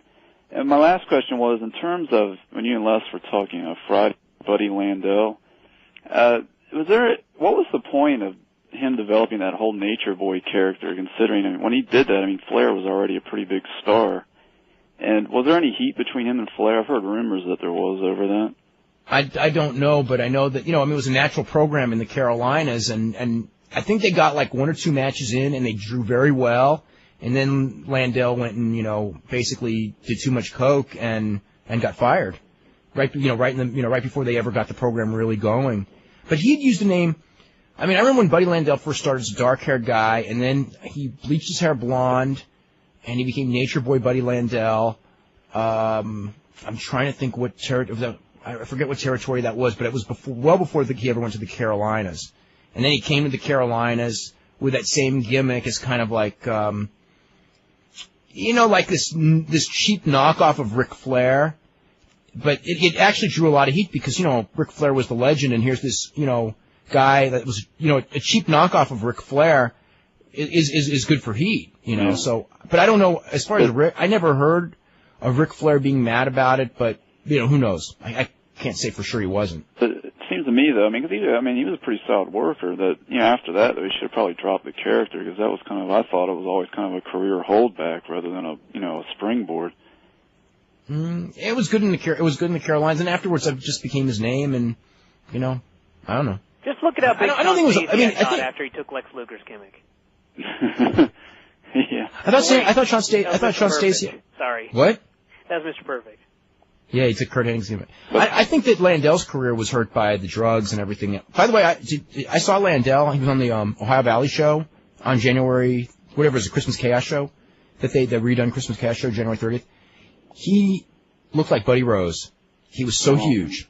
Really? He was wearing this orange sweatsuit. Like, he didn't wear trunks or anything like that. He wore this orange, like kind of like a Rey Mysterio thing. Like this, what would I call it? What's those clothes called exactly? Jumpsuit? Yeah, more like a prison outfit, more than a jumpsuit even, yeah. He's wearing like this prison outfit looking thing that's orange, and he's just huge. Like a giant pumpkin? Yeah. Yeah. He reminded me of, did either guys you ever see the Zebra Kid? Not the Zebra, yeah, it was the Zebra Kid, the guy from, what was this? George Bolus, who was like a 400-pound guy that was like an amateur champion that went into pro and was actually a really big star in probably the 50s. Who just looked like this masked pumpkin, because he was like round and all that. And that's what Buddy Landel looked like, except he had blonde hair. Huh. Anyway. So there's little chance of him getting that developmental deal? Not at 40. That's all I got, guys. Appreciate the time. Okay. Let's go to John. You know what's pathetic? Speaking of the licensing up here in Washington, I heard today that apparently the Washington State Licensing Department is going to do an investigation for every wrestler in the state because wrestlers have been falsifying their paperwork. What and a it's shock. like, you really have to falsify paperwork? You can't go get a physical? It's not like they're giving you an AIDS test or a hepatitis test. They do that hit your knee with the hammer thing and the eye test, and you have to falsify that? That's so pathetic. Yeah. Hey, I'm still reeling from Jersey. That's right. Man, all I was going to do was judge, and, the only... By the way, you had to get like the EKG and everything. I never had to get that stuff. I had to get EKG. I know. I was thinking like, if I was like fighting, I would say this is fine and this is good, everything. But like sitting there to judge and have a blood test and an EKG and all that, I was thinking like, it was like a running joke there. And then I got it all, and then they had that technicality because the doctor hadn't signed the piece of paper. Mm-hmm. So they didn't let me judge. It's unbelievable. By the way, I got the word from UFC that they will never let me judge because they have decided that they don't want reporters judging. I don't blame them. That was just a decision. It had nothing to do with me. You in particular? No. This thing was not me in particular. No. Okay. But the thing in Jersey wasn't me in particular. But I was basically invited by the commission to judge because of they were trying to make it up to me for the idea of, based on what happened, they were sorry about it. It was like, a bunch of, it was total silliness why, but they were all just following regulations. And then UFC was just like, you know what, it's probably not a good idea since you're actually going to be covering the show to be judging on the show. And you know what, they're right. I mean, if I actually wasn't going to write on the show, it's one thing, but the bottom line is that I was going to write on the show. So I shouldn't be judging. Mm-hmm. Okay. Now we can go to John. Dave, how you doing? Doing really good. Let me ask you a question here. My friend was on the internet. He read your website and you said that WCW is going to be dying. I didn't How do say you know they were the going to deal's be not done yet and everybody's keeping it quiet? I didn't say that it was going to be dying. I said that everybody should prepare for the fact that there may be a time that this company is not around, and there is a possibility that if the sale does not go through, there is a strong possibility that the company will not exist. If the sale goes through, it will exist for a while. But how do you know it didn't already go through and everybody's keeping it quiet? There's a possibility, but the point is that I was trying to make is even if the sale went through, you better prepare just like with ECW, because Paulie was a cokehead. What does that have to do with it? But it didn't make money. That had nothing to do with it. He put it all up his nose. The company lost money. I know. Paulie ECW lost $2.5 million, which is basically what WCW loses in 2 weeks. And the point is that Time Warner might be able to absolve those losses, but those kind of losses every 2 weeks, sooner or later, I'm saying, like, if they cannot turn it around, this company losing that kind of money that quickly is not going to be around forever. They need to turn it around. Do you think Eric can turn it around? Do I think he can? I think the odds are against him. I hope he does. I hope greatly that he does. But the odds, I would say, certainly the odds are against him. Do you think that Vince Russo was sent there to ruin it and lose all that money for them? No, I don't think that. Why don't you think that? Why does all wrestlers think that? There are wrestlers who think that, but... and it's not all of them, but there are. Nah, I don't even think the majority do. I mean, I think that people kind of do that with their conspiracy theories and everything. I don't rule out, because it's Vince McMahon, the possibility that that's true, but it's one of those things where I really don't believe it. I really don't. Any reason? Just the reactions of everyone, just the reactions of Russo. I don't think Russo's a good enough actor to have pulled it off to this degree, to pull it off like that. But you don't think he tried to get all the top? And Russo did, Russo really tried. I mean, I can't ever take the way that Russo worked really, really hard, and he really tried. It's just that his idea of what would work didn't work. I mean, miserably didn't work. Why would he go out and bash at the beach and screw somebody that he couldn't get away with screwing? Where's Russo now? He's done. He's finished. He's in a video store somewhere selling videos because he fucked with Hogan. We don't even know where he is. I don't know where he is. Why would he do that? I think he thought that he was going to outmaneuver Hogan. And he got away with it for a while. He wasn't fired the next day. He laughed. That's right. That's a miracle too. How that ever happened? That's the one I still haven't figured out. Is how come Siegel didn't just go, hey, you're out of your mind. So go home. You know what I mean? Yeah. Instead, he sided with Siegel. Siegel made a lot of bad decisions. What can I say? Because he didn't know how to run a wrestling company. He knew nothing about wrestling whatsoever, and you cannot have someone running a wrestling company who knows nothing about wrestling. I think we've learned that rule over 13 years of WCW. We got to hit a break, okay? Yeah. Is M.I. Smooth the same guy who was Ice Train a few years back? Yes, he is. And also says, I agree that Stasiak and that being with Stasiak is very bad for Stacy. What was the most bought pay-per-view ever? That would have been last year's WrestleMania. I think it was 824,000 buys, so that's the number to shoot for this year. And I don't know if they'll get it or not. Do you think they'll get it? I would guess that they won't. I think it'll be real close. I think it'll be in the neighborhood. I think it's touch and go if they can beat it. This is from John Popa, who says, you've always said that when McMahon took over Georgia Wrestling in 1984, that Vince offered the top guys contracts, and a couple of guys took the offer. Who were those guys? The only one I remember was the Spoiler and maybe Bill Eadie. Actually, Bill Eadie was already there. I know the Spoiler, Don Jardine went, and I know Les Thornton went, and I think there might have been like one or two others. There were very few that went, though. The rest of them all stayed with the NWA at that time. I don't know if you've mentioned it, but I was wondering how Paul Orndorff was doing since he took that bump in the ring during his return to WCW. He ended up being, okay the next day, but they wouldn't put him back in the ring. Yeah. Let's see. This is from Brian Deffenbaugh, who goes, I'm a longtime WWF fan and to a lesser extent a WCW fan. Recently, the staleness of the WWF storylines has pushed me to become more interested in WCW. Am I wrong, or would the return of Steve Austin and Undertaker have the roles of Jericho and Benoit, despite having outstanding matches, diminished? Yeah, Jericho definitely. With all the WWF talent and the rumors of more set to join, are the guys going to slip further down the cracks? Do not know the answer to that, because there's also a movement to push them right now, as you can see. They'll probably stay at the same level, realistically. As far as the main eventers, Rock and Triple H are outstanding. Angle is really good, but I hate to say it, I'm tired of Stone Cold. I enjoyed the WWF more in his absence. With the WrestleMania match pending with him and Rock, I find myself debating whether to purchase the pay-per-view. The Royal Rumble was predictable, setting up the Austin main event. I'm just wondering if I'm the only person tired of the devastating stomach kick followed by the stunner. It's growingly eerily reminiscent of the boot to the face and the leg drop. Concerning WCW, I hope the sale goes through soon. Fusion has a grand opportunity to catch the WWF in a downward trend. Lance Storm, Mike Awesome, Scott Steiner, Palumbo, Jindrak, and O'Hare combined with some possible ECW additions could make for a fine centerpiece. However, hopefully Hogan will not make his presence felt. That would be a death knell for the company.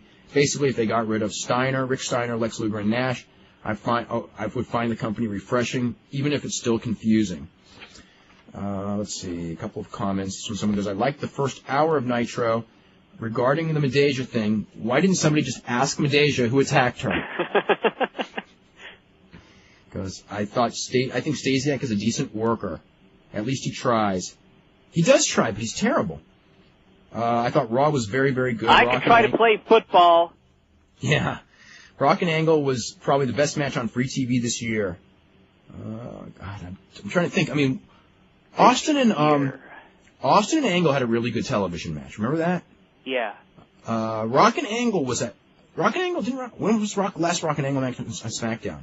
Because they've had some really good ones. But it could have been. I mean, it was great. He goes, I think Lawler is better than Heyman, but I can see where you would say Heyman is better. The product yesterday would have made anyone look decent. I think that anybody could have made that show look good. Finally, what are they going to do with Kurt Angle for WrestleMania? We talked about it. Maybe Benoit. But whoever it'll be, I have a feeling we'll have a pretty good idea after tonight. This is from Carlo Padula, who goes, Luthez said on the Law, in fact, he said it here, that he beat Bruno in Toronto. Did he really pin him? What did he mean? They had a match in Toronto, and Luthez won the match. It was a worked professional wrestling match. Let's see. What was WCW thinking when they put Lex Luger in a singles match at 9 o'clock? Poor Booker T, they'll probably blame him for the ratings. And who was the genius that thought Rick Steiner could draw as a main eventer? Well, nobody can. Although, I guess he probably is worse. Some Kevin Nash stuff that we've already talked about. This is from Ed, who goes, I think I'll quote someone that since someone said to me about the Stasiak Stacy Keebler angle. I knew it couldn't have been Stasiak's baby. His sperm doesn't have enough charisma. Oh, do you think the WWF would buy WCW if the current deal falls through? I think they can't because of the Viacom deal. Viacom, when they bought their programming, bought exclusivity of WWF programming, and the WWF, they made a deal with WWF when WWF was trying to buy it that they would allow them to go on the Turner networks if they paid them a certain amount, and whatever the amount was way more than Vince wanted to pay, and that's when Vince backed off of the negotiations. Let's see. This is someone who says, Kaz Hayashi was either the star of Nitro, he's incredible, and another person who says, Yang is not awesome. Let's see. APW versus UPW. I was wondering, Dave, how often do you get to see either of these companies? And if you do get to see them, just how good could some of the guys be if they were working a full-time schedule? In other words, how much potential do some of the guys have? I mean, Modest and Daniels are very good. Some of the other guys, Donovan Morgan, Tony Jones, those guys, if they worked regularly, could probably be pretty good. I mean, they're Donovan Morgan's good for his level of, for the independent level, he's a hard-working guy. Prototype's got tremendous potential. He is not a good worker now. I'm trying to think of some of the other guys there. I've only seen the UPW guys once. Mikey Henderson was, very, very good. Most of the rest of them, I said there were short matches, and none of them really stood out as workers. Some of them had very good bodies. Sakota had a good body. What's his name? The really tall guy who I didn't even see wrestle. Nathan Jones, I think his name. God, that guy's huge. He's like bigger than Nash. What do you think about RVD joining the WWF? I don't think it's going to happen, but he's going to have to go somewhere. Let's see. You can have more than just barbed wire on Fire Pro D. You can have regular Octagon, 8- and 6-man tags. It's a great game and captures everything. Let's go to Dave in St. Louis. Dave, what's going on? Yeah, as good as that main event was on Raw last night, I think Deborah sort of ruined it when she no-sold that ankle. That was... Oh, yeah. And you know what else ruined it? It kind of makes me worry for the main event, you know? You know what else ruined it when you think about that ankle thing is like, I wouldn't have thought about it, so I don't blame the writers, but when I saw it, it's just stuck in my head, and that was when Angle had her in the ankle lock. Her ankle is so tiny. Yeah. That it was almost like, if that move meant, you know what I mean, if you're going to get it over that he broke Scotty 2 Hottie's ankle, and that it's a threat to The Rock, that, 105-pound woman with that tiny ankle who's the age that she is, I mean, yeah, I guess for drama you have to have it on, but it was just like that thing, the idea that he didn't break her ankle and that she didn't sell it was actually really bad. I mean, he should have been grabbing for the ankle right down on the mat. I guess she didn't want, her skirt, she didn't want to hike up or something. I just was really kind of upset. I mean, I think The Rock did a great job, but, the only redeeming quality, I guess, was when Austin did come to the ring, he just told her to get out of the way, and then he left without even checking on her or anything. I guess he knew that she wasn't really affected by Kurt Angle, but, as much as I like Kurt Angle, it just upsets me that, all that was the hard work just kind of, that The Rock and them did, just she took away from it. Yeah, but from a storyline standpoint of where they were going, I thought it was a real clever way to get to, Austin attacking The Rock, for the first attack, because it was, he did say if anything happens to her, I'm going to hold you responsible. And then when he did the run-in, I knew he was going to nail Rock, but I just thought it was a clever way rather than like a more traditional way. And so she had to be the pawn in getting there. I saw that. But that one spot that you talked about, yeah, when that spot was going on, I'm going like, oh my God, it's just like that ankle, that ankle's too small, and it's just not, it visually just didn't look right that he didn't hurt her right away on that spot. Yeah, and it would have added a lot if she was, carried out, and. You know what? If they would have done that, that's a good point there, because if they would have done that, and then that was the way to just get rid of her, and then she's not around at WrestleMania, and they've used her for that one spot, and then Rock can be mad, they can be mad at each other, because but if they Rock would have done didn't that protect. last night, you would have had to have Austin right there by the stretcher, acting totally concerned and out of character, and that would have killed him. Yeah, you're right. But they could do a thing where they just say that Deborah was. Building. Okay. Oh, that he wasn't in the building, and then that happened. Yeah. And then comes back the next show, and goes after Raw. If he were kicked out of the building, or if he left, or something like that, and it happened in the main event, and then he'd come back Monday and he was pissed. That's good. You know what? I like that too. But I think in the whole thing, again, it'd be better if they just got Deborah out of this storyline before WrestleMania.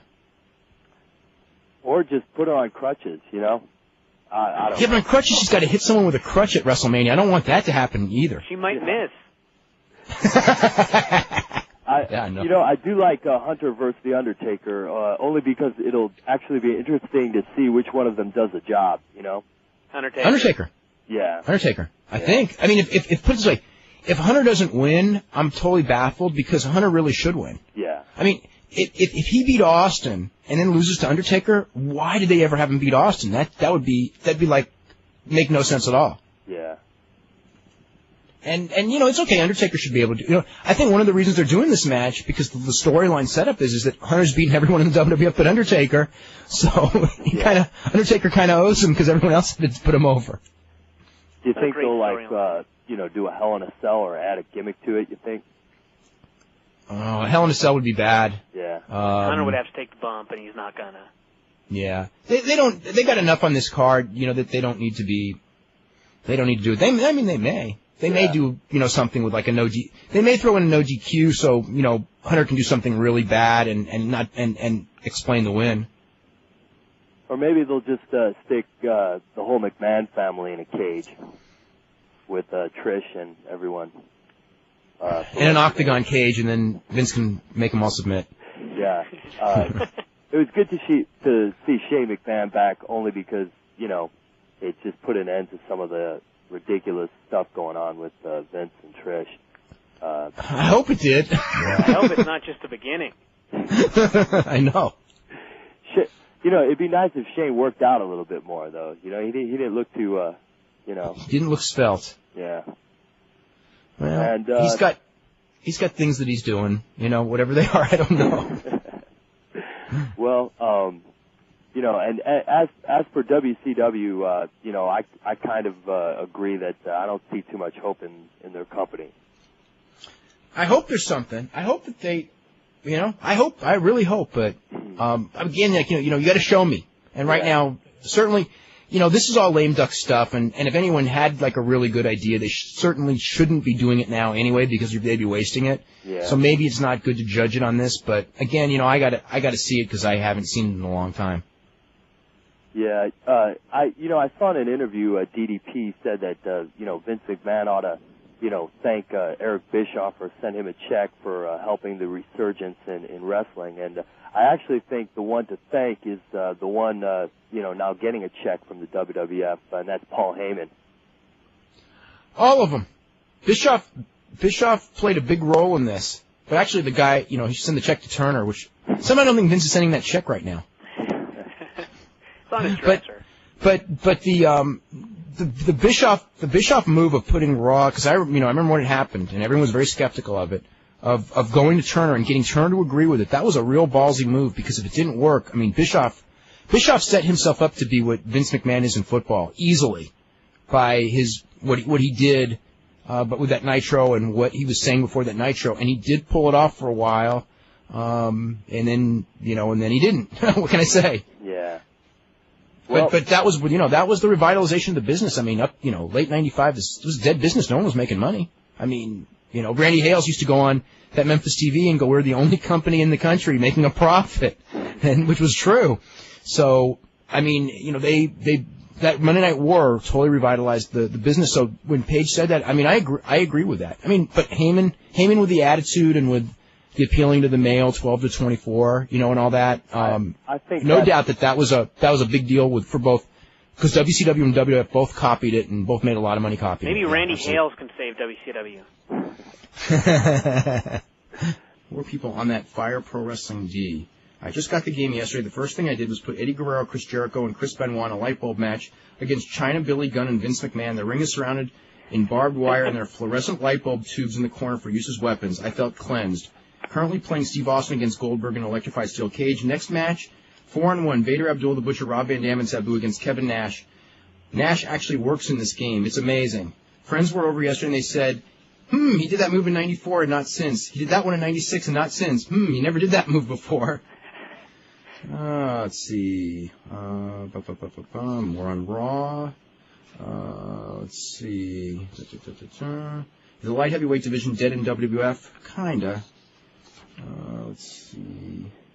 I think it would be a huge positive for WCW if they would sign Jerry Lawler, not just in commentating, but with his wrestling mind. If he could get involved in storylines and booking, perhaps he could help provide some needed direction. I think that's a good idea. I really do. This is from Scott Foy, who says that Buddy Landel was in the Mid-South before the Also, on a question earlier, this is from Robert Bahari, who says that in December 25th, 1979, Sangre India died at Arena Coliseo. I thought it was Arena Mexico, but you're probably right. After missing a tope, and he went into shock at the age of 23, the Mexican wrestler Torbellino missed a dive on a CMLL Japan tour in 1997 and was paralyzed for the waist down. So that was the other wrestler that I was thinking about. Okay. Let's go to John in Chicago. John, what's going on? Hey, Dave. Hey, guys. Hey. I don't know if you covered this or not. What did you think of Regal last night? I thought he was tremendous. I love him. The black eye really gave him like a weird, like kind of insane. disaffected look or something like that. It was kind of, I was just laughing when he's looking at Jericho, that Jericho RTC match on the monitor there. He looks really, I don't know, constipated or something. Appalled. He really is. He was. I mean, I guess it's kind of like when Angle was doing his stuff as far as his comedy stuff last year. The thing about Regal with his comedy, though, is I mean, when Angle did it, it was like he came off as a goofball. Right. And Regal's just, what he does is funny, but it's not that stupid funny. Yeah. It's more like, I guess, like authority kind of like, I guess, how Vince, well, how Stone Cold used to get Vince, on certain stuff. Yeah, he was funny because he was over the top. Right. I have some questions, Dave, about I noticed on the website there as far as the response to Phil Mushnick's Sunday column, and you were saying in one of the responses there that Phil was not equating stuff, WWF as far as being a cause of the shootings or being a cause for the desensitized. No. He did for desensitizing, but not for the shootings. Okay. But I think he grouped in all entertainment. He groups in all entertainment when he writes those things. Okay, well, that's one thing I'm wondering about is if he rips on all entertainment, why is he in the sports section? Why isn't he a media? Well, it's sports and entertainment both. Okay. Yeah. He was the very next day he wrote something very similar about I think it was college basketball on CBS and some of the commercials that aired. And I personally don't agree with this point. Mm-hmm. But it's a consistent point. Right. But the thing is, I do think he kind of implies it in that column there, because if you look, and if you look in the column, he talks about first, last week with Monday Night Raw, basically it's kind of like a Pied Piper relationship. He's saying, Vince does something, the boys in the audience respond, Yeah. And then he puts in the incident there as far as with the shooting there. Mm-hmm. And it's kind of, he's implying this stuff in there. No, what he said as far as the shooting and his point and I read the thing over and over, believe me, because I'm trying to find out what am I missing that everyone's getting so mad about. And what he said was what the whole deal with the shooting right is that I'm trying to remember the point now. No, I understand. He openly states, why are they, being desensitized to stuff like that? Why are they being desensitized? And then he said, because all of this stuff is an entertainment that kids watch, and why is it entertainment that kids watch? And then people will defend that entertainment, saying, well, it's up to the parents. And his whole point is that, okay, a parent can monitor the children, but he can't monitor everyone's children, and my children have to live in the world with those other children whose parents are not monitoring them. So that basically what he was trying to do is say that excuse for Vince McMahon and for all forms of entertainment that use that excuse, he's trying to knock down that excuse. Now, you can agree or disagree, but that's where that was the whole point of the shooting. Okay, but you know what? I understand, he doesn't openly state that and everything. But I mean, the same thing. It's like the next day, he wrote the same thing about college basketball. He did not say that college basketball caused the shooting. Right. Okay, and again, it's like, okay, so did he say college basketball caused the shooting? Because in one paragraph he was talking about that, in the next paragraph he was talking about college basketball. You could use that same logic and say, yes, he blamed college basketball for it, except he didn't say that there either. And he certainly, they're each in a column. Right. And I think his whole point is that all of these things are being marketed to kids, and we live in a world where kids are more violent, and whether that's his point. It's not a wrestling point. The thing is, people always say this as far as it's violence and everything like that, but I can also point to statistics, and these are statistics from the Department of Justice saying violent crime has gone down in the last few years as a whole. You're right. And we can, I think this is my problem with. But then I could say, and again, and this is certainly not my field. Right. That the number of people, because this is what I've always heard when they say violent crime is down. People go, it's down, but it's up per capita in that the age group that causes the crimes because our society is skewed older. Right. That actually within an age group that caused the crime, they're causing more crimes than ever before. And like there's more teenagers causing crimes. It's just that there's less teenagers as a percentage of society as before. And again, that's what I've heard. I don't know this. This is not my field that I know at all. Right. I think that part of it also is because my grandma used, I think all grandparents do this thing, like, there's so many shootings nowadays. This stuff didn't happen when I was a kid, blah, blah, blah. And it's like, the thing now is there's so much media. I mean, and there's so many everywhere more you people. go, you're bombarded with Right. the TV news. There's CNN, there's CNNSI, there's the Internet, there's newspapers, magazines. And when something happens, everyone knows about it. Everybody. Yeah. And again, there's more people. When you have 280 million people in society as opposed to, say, 150, right. Theoretically, there should be double the number of crimes, but right? You know what? If I'll make real 2 quick points here. As far as why I don't buy a lot of his argument. Okay. First, you can, as a parent, put limits on what your children watch. And also, he's saying, other children, what about their parents? What about, other children's behavior? Or kids without parents. Right, but if your parents are strong in your life, and you as far as, whether it be religious education or, just family values, you can at least teach your kids to, at least know what's right and what's wrong, as far as their point of view, Absolutely. But again, but his point is the other children. Well, the other parents. but that's life. That's life. I mean, a lot of it.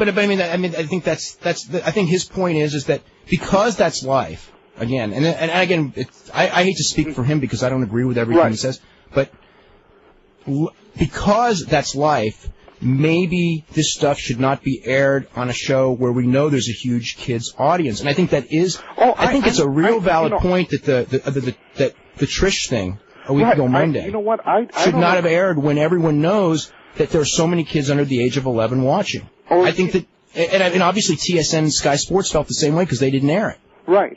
And the other thing, it's ridiculous for them to put a TV-14 rating on there when they know that's coming up, I mean, as far as them being a responsible broadcaster. Well, they do put that. It should have been, I'm just saying.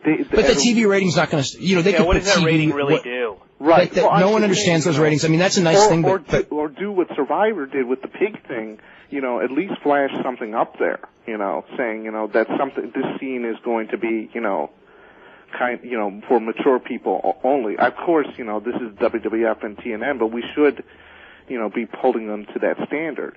The other quick point I just want to make is, as far as with Phil, I just think sometimes he wants to be, I don't think he's for censorship, but I think he likes being a censor, as far as, well, if he doesn't like seeing this stuff, why is he talking about it all the time? Why is he? Because it's part of society. I've seen other critics; they'll comment on the WWF once in a while, But it seems like he kind of feeds into the hype machine with it inadvertently, by promoting their product by saying, "Well, this is bad, this is bad, this is bad." He's telling us, "Oh, this is bad, this is bad." Aren't you indirectly also helping promote? Oh, I've got to check this out, and everything. Perhaps. I mean, there's an argument, but where that argument. I mean, and there's an argument that all those things fueled that first XFL rating. Right. But ultimately, by that same token, when they were all happy that look at all this negative publicity and look at our TV rating, but then 3 weeks later, they were cultivating that negative publicity for that reason. Then 3 weeks later, when the ratings were bad, they were blaming those same people that they were going like, haha, they're so stupid that they're the ones who are fueling our rating. You know what I mean? Right. And now they're begging those people. Now they're begging those same people for publicity last night. But it seems like that they're just it seems like he's more telling us that this is wrong. He's being more of like I don't want to say moral authority or something. No, like he's that. he's very very opinionated. There's no question in all endeavors, not just pro wrestling. If you read his column, right, and it's like and my whole point on Phil Mushnick is that you read his column, read what he says, and don't jump to like he didn't actually say this, but I know he meant it even though he didn't say it. Read what he said. Some points he's right, and some points he's wrong, and judge his arguments by his points. Don't judge his arguments by this is Phil Mushnick, and even though he's right, he's wrong because he's Phil Mushnick. Sometimes he's right, sometimes he's dead wrong. Sometimes he's dead on right. Just like everybody. That's right, just like everybody. Well, on thanks for wrestling, taking my call, Dave. Okay, very welcome. Let's go to Tom in Texas. Hey, Dave. Hey, what's going on? Dave, I just wanted to concur with you. I think Paul Heyman in the broadcast position is a breath of fresh air compared to Jerry Lawler. I didn't really, you don't really realize, until Lawler is gone, how much, how grating his persona was on that TV show. And I just, and I really I sense some legitimate heat between, cause Jim Ross and Lawler are friends, and I kind of like the dynamic that he doesn't really like Heyman at all. And I really like Jim Ross told Heyman to shut up, and Heyman said, "No, I'm not going to shut up." I think as the weeks go by, Heyman's going to have a lot more confidence in terms of speaking up, and I think it's a real refreshing change from Lawler. I like Lawler a lot, but I enjoyed Heyman more last night, and I thought it was funnier, some of the things, because, with Lawler is a lot of the Lawler-Ross stuff had gotten predictable.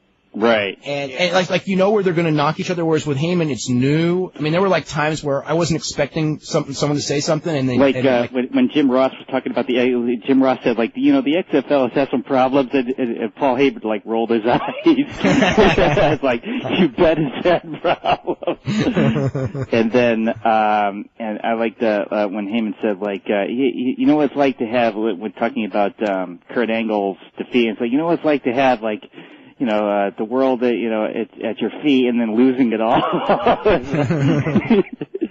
And I just hope he doesn't put too many XFL references in every broadcast because, I guess. Well, I think I think that there's sort of a rule that they have to talk about it a little bit. You know what I mean? Right. I think they showed too many clips of it last night.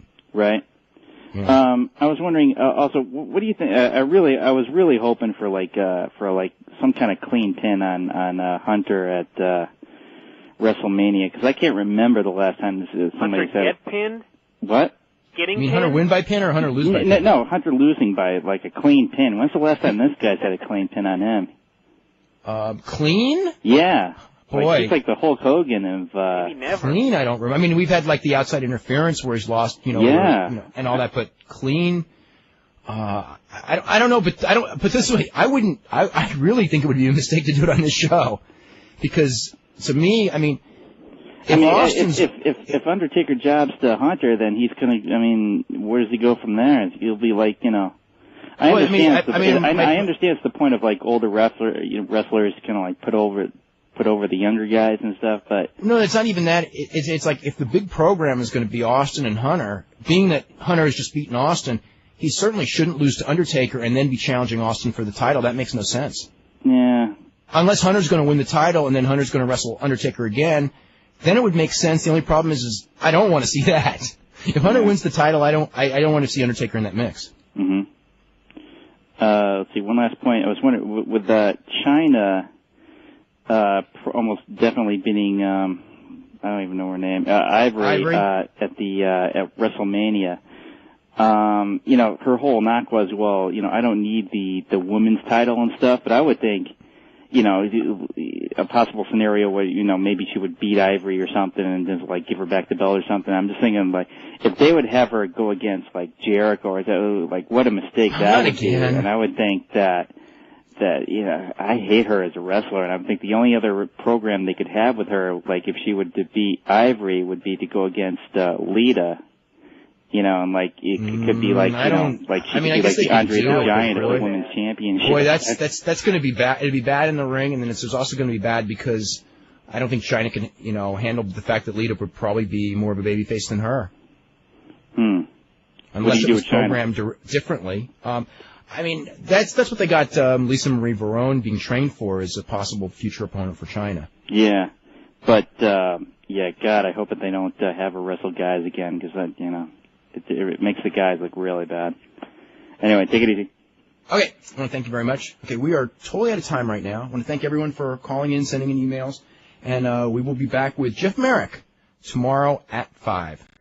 How's it going, everybody? This is Dave Meltzer. We're going to be finishing up the week here. For the next 2 hours talking pro wrestling, it's probably one of the busiest news days that we've had, mainly because of one story, and that is that as of, this has been building, as of a week from Monday, the 26th, there will be no more wrestling on the Superstation, on TBS or TNT.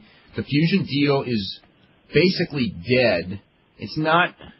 you could say it's alive, but it would be a different deal. The deal to buy the company is dead because Jamie Kellner would not promise in the contract a guarantee that wrestling would continue in 2 primetime time slots per week. I think that there had been a decision made, not a final decision, but there had certainly been talk about Thunder being canceled. We'd written about this a long time ago. And that could have been a deal breaker, but that was all made before Jamie Kellner was involved or took over, which was just about a week ago, as the head of all programming for all of the Turner Time Warner networks, which includes WB, TNT, TBS. And he would not make a commitment to for long term for any wrestling. There was at some point talk, just a couple of days ago actually, that the WB network would pick up one primetime show and that TBS and TNT would cancel. I don't know what Fusion's thoughts on that one were, but ultimately that was not, guaranteed in the contract either. And there was really nothing, without the guarantees of television time, there was nothing for Fusion to buy, realistically.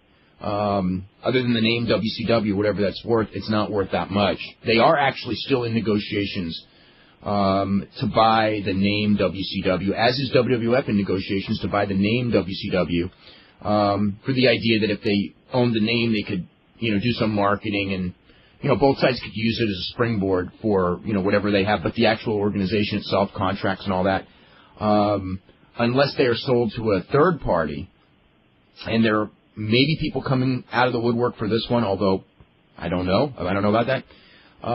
There is a possibility the company, but what would you be buying? So what investment would it be? You'd be buying the contracts of wrestlers with no guarantee of television time. Bischoff is still, and Fusion are still looking to be in the wrestling business, but it would not be, they would have to basically start their own company, from scratch and maybe use the WCW name if it was being sold for a small enough price, but that's not necessarily the case either. It was very, very close, as late as Wednesday to a final deal. And that was basically the deal breaker. And they couldn't buy it under those circumstances. And it was a new guy involved in negotiations who was not in the original negotiations. And that's the story of wrestling. So basically, if Siegel had still been involved and they would have bought the company with the time slots and had it in the contract, you're guaranteeing them for a number of years. Contract couldn't have been, canceled out or whatever by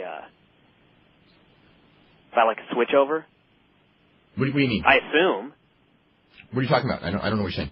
Okay, if Siegel were replaced, his replacement, whoever that could be, if they'd already signed a contract, couldn't have done anything, right? If the contract had been, it's not so much Siegel, but if the contract had been signed 2 weeks ago, because Kellner took over. Was it like Tuesday of last week? Yeah, something like that. It was Kellner took over basically the day Tuesday. It was the day before I was in Los Angeles. I was in Los Angeles the day that happened. It was the day we took the show off. So it was like a week ago.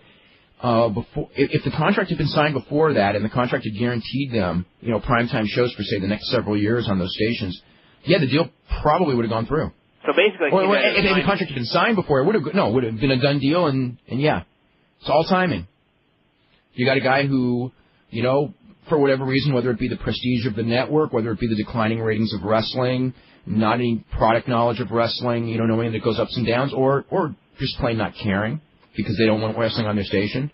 It's not that huge of a ratings thing. And you got to remember, Ted Turner doesn't have big power anymore. That was the guy who always saved wrestling. Wrestling was, to say it would never have been gone as with Turner on the thing, you can never say never, but it probably never would have been because it was in worse shape many times. It wasn't in worse shape as far as financial losses, but in worse shape as far as ratings, attendance, and things like that. And at other times, and Turner always saved it. But this time, Turner couldn't save it. I mean, that was the one thing months and months ago when the word was out that they were putting it for sale. A lot of people thought, when push comes to shove, Turner is testing the waters. He's really never going to sell it. It built his station. It's the flagship of the station, that and the Atlanta Braves. And the bottom line was Turner did not have the power at that point anymore to stop the sale because he was no longer the man in charge. Yeah. I mean, as far as, if they don't have the TV slots, I don't see the point of continuing negotiations at all. I mean, well, that's why they're not. Well, I mean, for any company to even want the name WCW right now, I don't even see the point of it. I mean, it's been, it's just been so badly damaged that I really don't see the point. I don't see any upside to having the name WCW and starting over from scratch, especially with no TV. Well, Prestige, but if you can get TV somewhere else, I think that's the idea. Is that for Fusient, it would still be a name brand. It's kind of like I don't know. If you buy a defunct name of a title of a magazine, okay, you know what I mean? It's like it sort of has let's say Sport Magazine was a very popular magazine. Of course, it lost so much popularity, but it's probably not a good analogy. But in a magazine that, say, folded, and you bring back the magazine under the same name, even though it's new ownership, even after it's folded, there is sort of a thing Sport Magazine's coming back. You know what I mean? But what if the magazine had the stigma of being horrible? Oh, yeah. No, you're right. You're right about that. But the one thing is that WCW does have a name brand internationally. You know what I'm saying? Yeah. Where the stigma isn't that strong that it's horrible, and you can sell. One of the things where theoretically, if a Fox, because that's really it's really, to me, it's do or die as far as another company. Because you can't compete unless you've got national TV. Yeah. And Fox is the one because it's got worldwide, it's got worldwide stations basically, between the Sky and all that. And the one thing with with Murdoch and everything like that, and the News Corp and everything like that, it's a big enough company, and wrestling done well. The one thing wrestling has done well that even many of the major sports in North America don't have is it has the opportunity to be very, very popular almost anywhere. It translates very well into every culture. Like WWF is on in, whatever number of countries it is. It's very popular all over the world, and wrestling has always been.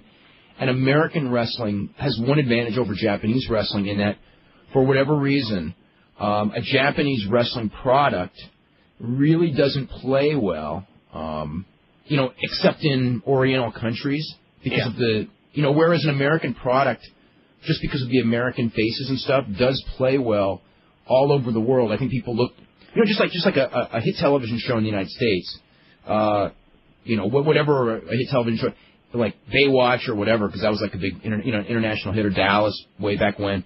I mean, that thing was huge all over the world, whereas whatever the number one television show is in Japan right now, and I have no idea what it is, outside of Japan, nobody knows what it is. Yeah. They just don't or Japanese movies don't come here, but our American movies go everywhere. And it's the same thing. And that is the one thing that of course, it's got to be a good product. It's got to have marketable guys. Some Mickey Mouse product, in all these countries, it's not going to get any attention because they got the WWF. You got to have a competitive product. That's way easier said than done. Yeah. But I'm kind of going back and forth on whether I would prefer WWF to buy the name and just some of the top guys to do the interpromotional angle and then absorb them, because the bad thing would be obviously you'd have the monopoly, and but the other way I'm looking at it, you're gonna have it either way. Yeah, you can have it either way, but the other way I'm looking at it is if you're going to have a monopoly either way, you might as well have WWF buy it, do the interpromotional angle for the month or whatever that Vince can handle it before he absorbs everybody, make some money, and then everybody that was not purchased, they're still going to be free agents, and if someone else wants to start up, there's a bunch of guys there to get. The only problem is you wouldn't have the top guys like Goldberg available because they'd all be under WWF contract. I think... for the long term of wrestling, it would be better if the Goldbergs, we're still free. Are free agents, so somebody could use them as building blocks for a new company, especially Goldberg more than anyone. Yeah. The Hogan name is a big one in this, is a big pawn in this one. And the other big name is the Goldberg name because, again, that's a name that the big television executives know. And it means something because you got all that media publicity. And if you go, well, we got Hulk Hogan and Bill Goldberg, it'll mean a whole lot more than saying we've got anybody else. I mean, whether you say Kevin Nash or Scott Steiner, those names mean nothing. Mm-hmm. Now, how would the legalities work as far as after the 26th? I assume that the company would just keep the guys under contract and not run any TV or any events or anything, right? For right now, while they're in the process of selling, yeah, because if they think that they can sell it to someone else who comes out of the woodwork, no one's going to, here's the thing. Without the guarantee of television, all these names mean nothing. Yeah. You can only sell it directly to a television station because any middleman, unless he's got guaranteed television, having all those names, there's just nothing. You're not buying anything other than a bunch of expensive contracts. Yeah. Because if you got to go and pay for your TV time too, there is no way. And I don't really want to compare like the WCW guys to the ECW guys or anything like that. But if you look at if a company were thinking, well, we'll buy all this talent and just tour. If you look at like the shows that these former ECW guys are working right now, they don't draw. I mean, you're not gonna buy all these names and think you'll just do touring and make some money off it. It's not going to work. Not without television. No. There's no way. And even with television, there's no guarantee. I mean, the only guy, for the last couple of years, the only guy who's made any money touring is Vince. Yeah. The cost of touring has gone way, way up. I mean, I don't know what the break-even is for a WWF show. And I don't know what the break-even would be for a WCW show, but I'm thinking it's probably, a couple $100,000 now a night. It's not like it's, $20,000. I mean, between the planes and just everything, the fact that you got to do, the state of the art with the pyro and everything. You can't do, hold a little light bulb above the ring like you could do in the old days and do a cheap wrestling show because, you could do it, but no one will ever come back. Yeah. I mean, the whole problem right now, I think, with any other company trying to start up is that the WWF has set the standard so high that... So expensive. Yeah, I mean, you have to, even if you can't compete, you have to at least come close. Or at least, you have to make it look like you are competing. And right now, how can you do that without so much money? You can't do it without so much money because the WWF spends so much money. I mean, look at the whole problem. I mean, everyone's talking about XFL. Well, it's minor league football. It's just like anything else would be minor league wrestling. Yeah. Unless you had a billionaire behind it. Well, I mean, the XFL is basically the ECW without the cult. Well, I would say I don't want to say without the cult following because the XFL does draw well in some markets they draw very well. Mm-hmm. But it's the basic ECW. It's a whole bunch of new ideas, some of which are good, some of which are bad. But ultimately, the average sports fan, or television fan or whatever it is, just doesn't have any interest in the product. Yeah. Because it's not the big one. Just like the average casual wrestling fan, like my friends who are wrestling fans, they were aware of ECW, but they never had any interest in it. When it was on Friday night on TNN, I mean, if they were sitting there at my house watching it, they would enjoy it. It's not like they didn't like it, but they would never watch it on their own, and they didn't really care about it. Whereas, Monday Night Raw, if it's not football season, they'll watch it. If it's football season, if it's a bad game, they'll watch it. Or, you know what I mean? Yeah. And it's just one of those things that you consider doing. Mm-hmm. And that's how you get your TV ratings is from those people, not people like us. I mean, if it was people like us, there would be, many, many different wrestling companies going around, and they would all be thriving like Japan had, when Japan really had the business hot, let's say 4 or 5 years ago, and there were just dozens, now they've got all those companies, but they're not thriving. But there was a period where, I'm thinking like 94, 95, 96, where you had, it was so great in Japan where you had all the different styles. You had the lucha, with Michinoku Pro doing, being well. You had the hardcore with the FMW. You had All Japan with its style. You had New Japan with its style. You had the rings and the UWFI. You know what I mean? It was basically something for everyone and something that casual fans knew about and the hardcore fans. I mean, they had nothing to complain about because anyone who, didn't like one style. If you were impressed with one thing, you could find something else.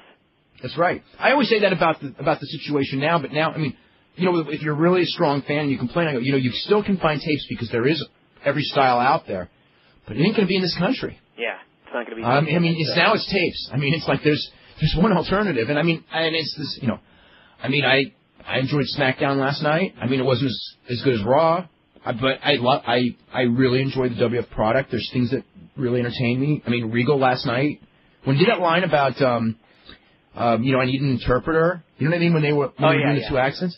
I mean, that was really, really funny. Just unintentionally funny things. Just awesome. What? They're top of the card. I mean, it wasn't even like another excellent main event. Yeah. Austin Angle. You know what? Austin was. I mean, we all know how good Angle is. I was watching Austin, real close in that match. He is really good. Mm-hmm. The two guys. I gotta say this. I don't know what it is about Austin and Rock and why people knock their ability, and they're not the two best workers in the business. They're the two most over guys in the business. But they're not Hulk Hogan, and they're not like Roddy Piper in WCW or Sting or something. I mean, these guys have great matches all the time, and it's not the other guy always carrying them. And I know Rock's offense is basically just punch, punch, punch, punch, punch, but he's got great timing. It doesn't matter though. That's what he needs to do. Yeah, he has great matches. Yeah, he doesn't put his body at risk. Blah blah blah. I mean, I know Rock's not the greatest worker in the world, but he's a damn good worker. And Austin, for all the injuries the guy has, he's 36 years old. He's got millions of dollars, although not as many millions as before because of the divorce. But he's got millions of dollars in the bank. He's over whether he works hard or not. I mean, I give him credit for that match last night. One thing about Austin, too, is, you see a lot of wrestlers that have never been injured that are still hesitant in the ring. And this guy broke his neck, and he's not afraid of anything. Yeah, taking those overhead suplexes from Angle. I cringe every time. And I'm sitting at home on a couch, millions of miles away or whatever, and this guy's in the ring taking these things with, he just had neck surgery. I know. It's incredible. And the thing is with the guy, you got to remember, this is a guy, he's Steve Austin, and he could just say, no, Kurt, I got a bad neck. Yeah. We can do this and this, you can punch and kick me, So, I got to give, for work rate, and for desire, and for the ability to put on a good show. Here's a guy, remember when he came back? He could have come back and been Hogan, and he still was going to main event with Rock, and they were still going to do however many 100,000 buys, 700,000, 800,000 buys, 900,000 buys they're going to do at WrestleMania. Whether he worked super hard or not, because the name was so strong and the match was so strong, but he came back, and, you go pay to see Austin, you get your money's worth. Yeah. So, Jerry Lawler will be on Power Pro Wrestling tomorrow, which is very intriguing because, I gotta find out a little bit more about that one. WWF did not really want him on that show a week ago. They may have changed. It wasn't like a major thing like they went and told, Randy Hales. Maybe I don't know, maybe they did. But I was under the impression that they didn't really want Lawler on those TVs, and he's going to be on. So, whatever it is, maybe he'll shoot an angle. Who knows? Who knows what's going on? In the history of wrestling, they've been a pivotal, it's not even a word, it's been a very pivotal short period. Let me see. We're talking about this, and I think that we should have been preparing for a long time, and probably we sort of have, but what are you talking about? I don't even know, I kind of get it, but for some reason I just see on April, whatever it's going to be, April 2nd. April 2nd, there's one wrestling show on Monday night. And there's no Thunder on Wednesday, and it's just like... And there's no pay-per-view. There's not going to be a pay-per-view. I'm going to have more time to watch indie tapes, guys. No, I'm going to have more time to watch Japanese tapes. Tape. What? No. Yeah, I know. But I'll tell you what, for the overall popularity of wrestling, this is a total disaster. Oh, yeah. Even though WCW was a really bad organization the last couple of years, and economically they deserve to die. That's the reality, and it shouldn't come as a surprise. You don't lose that kind of money. But yeah, I guess that's it. April the 2nd, there's no more Nitro. And, I can't say 100% it's not coming back, but it looks 95, 98% that it's not coming back. Brad Siegel's going to have a meeting, I think it is on the 27th with the staff. But, he's not going to, I don't know what he's going to say, explaining what this really all means. We've talked about basically all the speculation and all the stuff that's out there. It's probably about as much as anything is out there. It's basically all the news that is out there. If you guys want to call up, you can call us at 1-877-392-3299, and we'll be talking about this. We're going to play the Vince McMahon, Bob Costas, the stuff on the XFL when we come back from the break. Real quick, I want to give the poll results from last night. What did you think of Vince McMahon on Off the Record? Very good, 11%. good 13%, bad 10%, very bad 19%. Didn't see the show 47%, so it was somewhat of a mixed reaction, which, I don't know, I guess I am surprised. For many reasons. This is today's question, actually for the entire weekend. What best describes your thoughts of where wrestling will be in 1 year? That's what we've been talking about for a while. It's a similar question, rephrased a little bit, but the reality and the bottom line is that we know a lot more today than we knew 2 days ago, or a week ago, the last time the question was asked. A, WWF will be the only game in town. B, someone will buy WCW and make a go of it. C, someone will open up a new major company and make a go of it. D, UFC or a mixed martial arts group will become a real player. And E, many will try, but ultimately they will fail. I'll tell you, this is it's going to be quite a year. Between all the economic problems of the country, which is another issue, because it's going to be really hard to get... Vince. Oh, whoa! Sorry, that was Bob Costas. He was like interrupting. But no, between all the what? He always does. That show was like on the sports talk stations here yesterday in San Francisco for like 5 hours. That was like the lead topic of conversation. Huh. The Costas interview with Vince. I'm not really that surprised, actually. Yeah. Well, for a lot of reasons. I mean, I tell you, before we go on with the thing, it was one thing, and it was bad, and it was real bad, when Jim Ross on Monday did that XFL speech. Oh, no. What do you mean, oh, no? Taz! When Taz and Michael Cole did, I mean, at least Jim Ross has the credibility of being an XFL announcer, of someone who, whether other people know it or not, is a very knowledgeable football person, and there is a measure of truth to the fact that, I don't want to say they're undercovered, because but there were reporters. There's no question that there were reporters that went out of their way to insult and revel in their destruction, okay, of those ratings. But part of it also was, they brought it on themselves by coming out there and promising to be something more exciting than the NFL. I mean, that was just a really bad strategic move. And that was what they portrayed themselves as, and that's what they got their first audience as, and that was the standard that they told everyone they were going to be, and that's what they were judged on, and they failed. Okay, so there is, and that's what everybody was, all those stories about how, like, in the comparison, it's like you're comparing them to the NFL. So they brought a lot of it on themselves, but there were some people who piled on, maybe not. And I know that there's a little game going on. I saw Rome got caught, Jim Rome yesterday. Did a big speech because J.K. McKay was the GM of the LA team. He basically insulted Jim Rome, and then Jim Rome came back and insulted him, and I'm going like, oh, Jim Rome, you're going to turn into Phil Mushnick, which is like, you're responding to the insult rather than just sit back and go, the rating for next week is going to be, and this is how much money they're losing, which he actually did say. But as soon as they can drag you into personally, because the WWF is trying a game right now. It's the ECW game. Been through with the TNN thing and everything. And look what good that did, by the way, I'd like to add. No, but it rallies. It was a great way of saving face, though. No, it did no good. And this will do no good as well. But I mean, the whole thing was, you got Michael Cole. Yeah, Taz and Michael Cole, yeah. Anyway, go ahead. Michael Cole has no credibility. Taz, how could he build credibility as an announcer in 2 weeks or whatever? And that's bad enough as it is.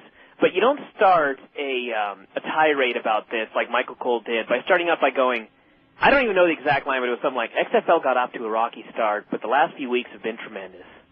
And it was like, okay, you just killed yourself right there. The other thing, too, and then we're going to go right to the thing. The best XFL game wasn't the second week. No, it wasn't last week or the week before. The second week of the XFL was that double overtime. That was a really, really... You could not have had a more exciting football game than the second week. And the rating for the third week went way down after the second week. It's a rejection of the product. And if they think that because these players are gelling, if they're going to fool... I know it's just a party line. The play's better and the players are gel. It's an entertainment thing. It failed. I mean, it'd be great. I hope it makes it. I really do. But, if they have a double overtime game next week and it's really, really exciting, that's not going to turn the thing around. There's a perception that by coming off as crybabies on wrestling, which is, believe me, what they did last night, that's not going to serve their purpose. The only thing it's going to do is it gives them an excuse when they fail. And to me, it's by doing that, it's almost like it's what Paul Heyman did. You know, it's like, I know I'm getting kicked off this station, so I'm going to turn because my ratings are not high enough, so I'm going to turn the station into a heel, and that way when I get kicked off, everyone goes, that heel station, they've been after him for 6 months. And again, not that Paul Heyman doesn't have a very legitimate gripe with TNN, because he does, but that thing, the way that they played that angle, I mean, it was clearly a very calculated thing to save face from day one. I mean, as soon as he did it, we were talking about it on the show. As soon as he started that angle, it was a calculated thing to save face because he knew he was going to lose the network. And among hardcore ECW fans, it worked. Yeah, and that's what I think what Vince is trying to do is among, it's really going to be hard to save face if this thing fails, but among, with WWF fans, the hardcore Vince's God fans, but among those fans, if he can create an enemy in the media killed this league, and the enemy media, and Phil Mushnick killed this league, that's his way of saving face when the thing inevitably goes away. Mm-hmm. So it's a game. Anyway, let's go to the Bob Costas XFL with Vince McMahon. Here now, Vince McMahon. Thanks for coming, Vince. Pleasure. XFL ratings are down 75% from week 1. They now rival the lowest ratings ever in prime time, not just for a sports program, but for any television show. Right. Can you guarantee me right now that there will be a year 2 for the XFL? Can I guarantee you that? I can't guarantee you that I'm going to be breathing in and breathing out after we leave the studio. But you're pretty sure about that one. Yeah, and I'm pretty sure about the continuation of the XFL in one form or another. Does that mean on network television and on NBC in year 2? I would like to say so, yes. NBC has been very supportive. I think that the difference here, Bob, is that people have to understand that when you start a league like this, I mean, this is not the easiest thing to do. I mean, let's face it. So when you start a league like this, even though we have many advantages, it's not easy. You make mistakes along the way. You correct your mistakes. You focus. And you go forward in terms of brand building. And this is brand building. This is not just television programming. And that's the thing I think that a lot of people, quite frankly, miss. I mean, it's all about, the 13 weeks and out or less in terms of television programming these days, especially with the attention span of a lot of the programmers on the network. So, I mean, again, I think that once the affiliates understand that this is brand building, I think we're in it for the long run with NBC is certainly my hope, and they've given me every indication that is the case. It's one thing to try to build a brand on cable or elsewhere, but even on Saturday night, which has not been the best night for the networks in recent years, that airtime is meaningful, it's important, and it can't be sacrificed week after week if some improvement isn't shown. That's just common sense, right? Significant improvement. Well, certainly I don't think anything could be sacrificed. At the same time, again, I think there has to be a longer range approach, that this is not just programming. We're in it for the long run. I'm very long-range oriented in everything that we do business-wise. So, I mean, I think that once the affiliates catch on to that, and stay with it, I think we have to make a marked improvement in our television ratings. And quite frankly, I'm disappointed in them, no doubt about that. I think that we started out with this huge television rating and dropped off. Curiosity factor, promos leading up. It was curiosity factor, but I think we made some mistakes as well. I mean, what were the biggest mistakes, and what can you correct, or is it too late in some cases because people have gone away? I don't think it's too late. I think that the caliber of the play initially was not as good as it should be. The caliber of play now is fantastic. It's great. It's the same players by and large. How in the space of a month can the caliber of play improve that much? It's real easy because, we didn't have the luxury of starting, a 4-week preseason like the NFL normally does. Again, this is a startup league, Bob. You got to give us a little bit of a break here, and the media does as well, because we knew we were going to make mistakes, and we have made them.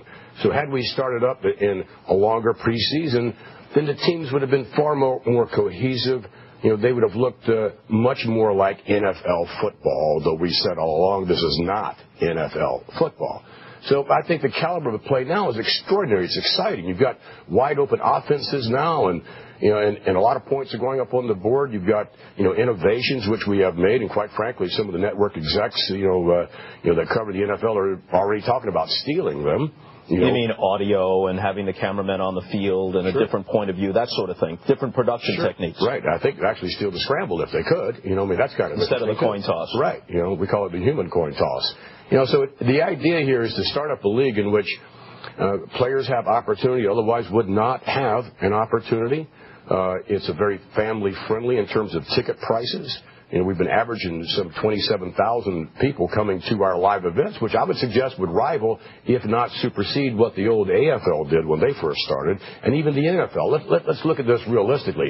The NFL has been at this for 75 years. You know, it's not fair, you know, to jump all over us and, okay, when are you guys going to die? Is it over yet? You know, can it please be over yet? You know, 75 years of building a brand. You know, and the NFL is where they are now, more power to them. I think they do some things wrong that we do right. And I think that it's going to take a little time to build our brand. And you can't do it in 1 year's time. It's unrealistic for anyone who wants to partner with us to think that you can build a brand in 1 year. What about this analysis, which seems pretty much on the money to me? It's not WWF enough for that crowd, right, and it's not good enough football for the sports-minded crowd. It's neither fish nor fowl. People took a look, and they split. I don't think, you know, again, I think that that's not necessarily unfair, what you just said. I think our research indicates that the World Wrestling Federation fan likes his diet of WWF entertainment in its proper form. I think that in terms of a football fan standpoint, they like football. I don't think that they mind any of the rule changes that we've made, you know, any of our brand of football and bringing the game closer to the fan. The in-stadium experience is off the chart when you come to an XFL game. It's off the chart. You're really almost on the field. You feel so close to the play. So these innovations are fantastic. I think that, again, the caliber of the play more than anything else, we weren't quite ready to play the kind of ball that we are currently playing. And it's my hope that, you know, that the media, you know, which has been, I think, somewhat unfair, you know, in jumping all over us and asking for this damn thing to please go away. You know, I think it's unfair when you consider the caliber of play that we have now. All I'm asking is just take another look at it now and judge it on its merit or lack of merit as it relates to football. You came to this with plenty of power, with expertise from a certain area of television and entertainment. Mm-hmm. You came to it with celebrity, but in most people's minds, not with prestige because of the type of programming you're associated with. On the other hand, NBC has prestige. Right. They risk not just dollars, they risked prestige. Do you think, is your sense as you deal with the people at NBC, that they're feeling the heat on that front? Oh, I think they're feeling the heat. I mean, again, I think that the media made certain that they're feeling the heat. You know, I mean, they're asking Ebersol, you know, please get the hell out of this thing, you know. And Dick is very a stand-up guy and a friend of mine, as you know, for many, many years. Bob Wright as well. I think that they're in this thing with us, but at the same time, I don't know how much heat they can take, and I don't know what prestige means anymore, because, again, when you think about brand building, I don't think the XFL has hurt NBC in terms of prestige. How? Because they've been associated with me individually, or, you know, the smear, if you would, of World Wrestling Federation entertainment? I mean, is that it? I think there's a general perception that while the XFL doesn't go anywhere near where the WWF goes, that it's a low-rent form of television. Have you seen any of the games? Tell me what is low-rent. Not so much within the games. The pregame show, especially week one, was one of the most mindless things I've ever seen. We don't have a pregame show. Week one, there was a pregame show. We don't have any pregame shows, which is one of our problems. No, we've never had a pregame show. What was the pregame show that aired in Los Angeles, in New York, and in other markets a half hour prior to the first game? A local thing that the NBC O&Os put together, of which we had nothing to do with. But it left the impression. It left the impression in many quarters that this was a low-rent deal, and I'm sure that NBC is hearing it from affiliates, from station managers, and from some portion of the audience saying not just that we don't like this, so we prefer to watch something else, but that we're offended by this association. Well, you know, if that's the case, you know, then they have to do what they have to do, and just like you do, Bob, you know. I mean, quite frankly, from my standpoint, I'm an entrepreneur. I'm what makes this company, I'm what makes my company and this country go round and round. I take risk, calculated risk. And quite frankly, if you go back to when we first made this announcement of the XFL, we didn't have any partners. We were going to do it all on our own, okay? So I think it is a viable business.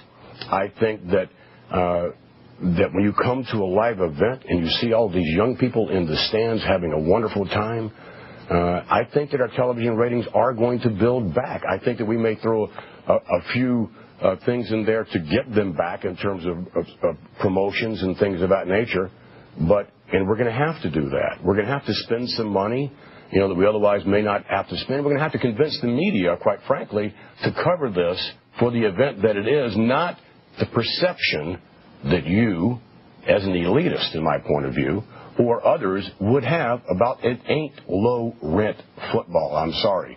It's kids out there playing their hearts out if you watched it. No one dismisses the players and coaches who are trying to make a living in a football league. No one dismisses that, and there are probably very good stories within that.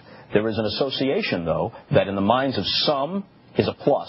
That's what brought a lot of that 10 rating the first week. People saying, well, I'll take a look at what Vince McMahon has cooked up, and I saw the promos. There are others who are put off by that. You bring both positives and negatives. Who's put off? And in what way? What have we done? What have we done in anything with the XFL? What, we have cheerleaders? We said right out front we were going to have cheerleaders, nice-looking ladies that you were going to get to know, unlike the NFL, sort of has them but doesn't have them kind of a thing. If nothing else, we are brutally honest about who we are and what we are presenting. But there isn't one thing in that game that I know of that we've presented that's salacious in any way.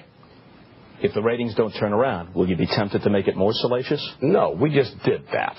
We just did, as a matter of fact, you showed the clip at the top, of some sort of thing whereby we were going to go into the Orlando Rage cheerleaders' locker room. Right. Okay? It was a spoof, all right? And the guy hit his head, couldn't get inside, and you tried to revive him as he lay there in the corner. Right, and we said it was a blatant attempt to increase television ratings. As promos all week long. That's what we said. And it was, but we were winking at our audience. They understand what we're doing. And I believe it's the quality of the football that's going to bring viewers back. If you could be guaranteed that it would increase ratings, would you fix the games? What a ridiculous statement. It's not a statement, it's a question. It's a question. I beg your pardon. It's a question. No. It's either football or it's not. Now, if it's entertainment, then no different than I did, a long time ago, when my predecessors tried to pawn off that wrestling was sport years ago. That's absurd. And you came out and said it's sports entertainment, and the matches are staged. Right, absolutely. So how could you possibly script a football game? Boy, you're giving me credit for a lot of talent that I don't think I have, okay? It was like, you have to catch the ball. You have to run with the ball. You can't script football. And isn't that really part of the problem? Because there's a whole lot of football on TV. Right. There's the NFL, and it has a long season, and all the college games. Right. And you have the World League in Europe, or the NFL Europe, I guess it's called. And if people just wanted to see football, they could pipe in Canadian Football League games. So if you can't do something significantly different at the edges, what's the real incentive to watch these games? Well, the real incentive to watch the games is because it's the best football other than NFL you can possibly watch. It's not, European ball. It's not college ball. This is great football. And we didn't show that in our first several weeks. We also had some production problems, things of that nature. We also had the wrong announcers out there. That's part of our problem as well. We've corrected production. We've corrected announcers as we're going forward. Are WWF announcers the right announcers for football? No, they're not. No, they're not the right Will you be able to get top-flight announcers? Because I know within the business, and this is not from people necessarily who wish you ill, but within the business... Well, I'm sure there's no one who wishes me ill. Well, I'm sure there are many people who do, but I think some objective people... And why would they wish me ill? Tell me, why do they want to wish me ill? The show's only an hour long. There are many people, we'll get to it in a minute, who consider what you've done on the WWF, while successful, to be objectionable. We'll get to that in a minute. A lot of first-rate announcers are reluctant to be involved in this type of programming because they feel that it carries a stigma. Well, that it's not something that would look good on their resume. On the other hand, some established guys have done it, but many have backed away or would have no interest. So my question to you is, if you've got to get what you call the right announcers in there, what's your talent pool for that? We'll have to create talent. Talent's out there. You have to go find it. You call yourself a risk taker. You have been that. Right. If this turns out to be a grand-scale failure, what impact will that have on you?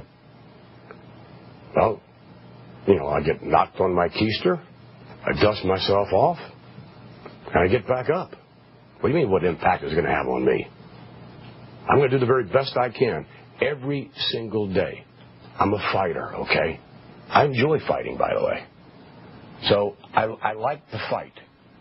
And I have tremendous confidence that this is going to be a big success. But you can't. No one can expect it to be a success in year one. You have built a brand. I mean, sometimes people think that, I have some degree of talent and whatever. Maybe I do, maybe I don't. But Vince McMahon, in conjunction with NBC, can't build a brand in 1 year. You can't do that. The XFL and the WWF completely separate, or are you so associated in the public's mind with both that a big failure here reduces some of the juice that you have in other areas? No, not at all. I don't consider, if it were to be a failure, no. I mean, again, this is America. You have the opportunity for failure in America. I'm not afraid to fail, as long as I win in the long run. But I'm not going to fail at this XFL, despite, and whether or not, people out there like the fact that Vince McMahon in any way is associated with this league, or they don't. I don't know what I've done to offend anyone in the sporting world. I'm in the entertainment world as far as World Wrestling Federation entertainment is concerned. If someone from the sporting world doesn't like the entertainment we produce, change the channel. When you've got Vince McMahon, the founder of the XFL, and I'm out there beating the bushes trying to make this thing work, okay, I'm a different guy than the character that I play on television in World Wrestling Federation entertainment. So hang on a second. Let me make my point. So, therefore, I think that really from a just standpoint, I think the media owes it not to me. They don't owe a damn thing to me, but I think they owe it to the public to take another look at the XFL, to take a look at the caliber of the play, take a look at what they thought maybe it was going to be, but what it truly is today. Talk to our fans and cover it in a way.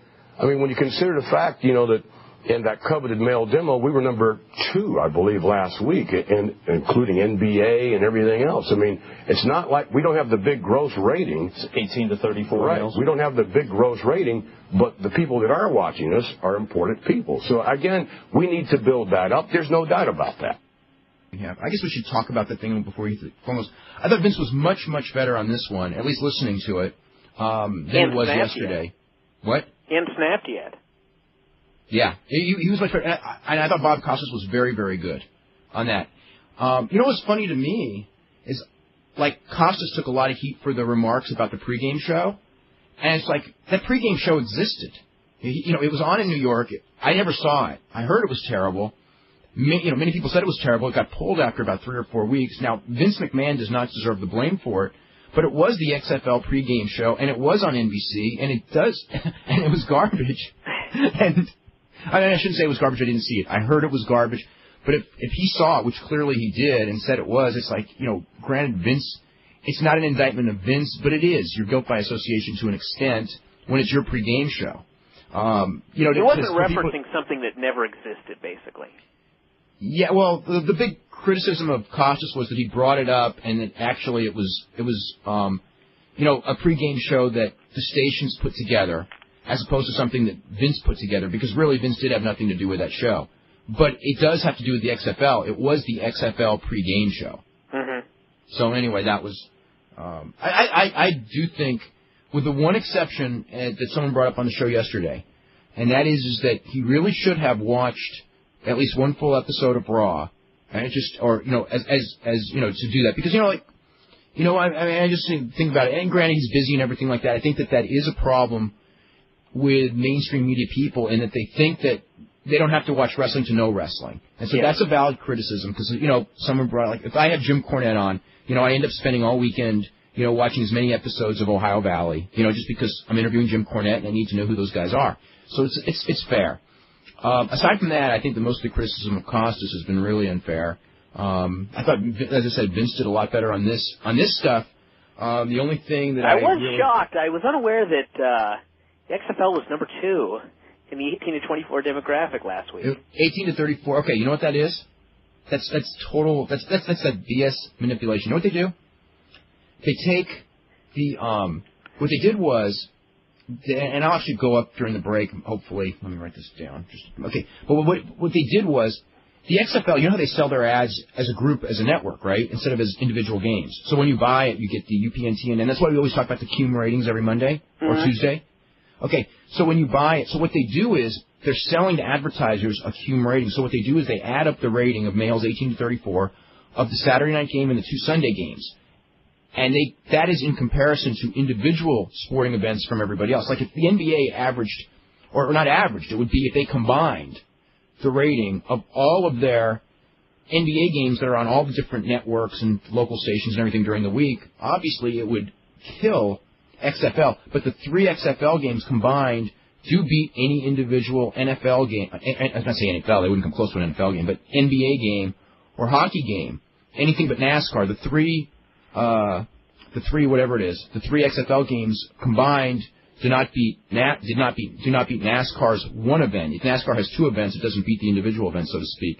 It wouldn't beat a good college game. It wouldn't come close with. It won't come close this week because of the NCAA basketball tournament. But that week, yeah, it's true. The 3 games did beat any individual sporting event on its own, except for NASCAR in that demographic.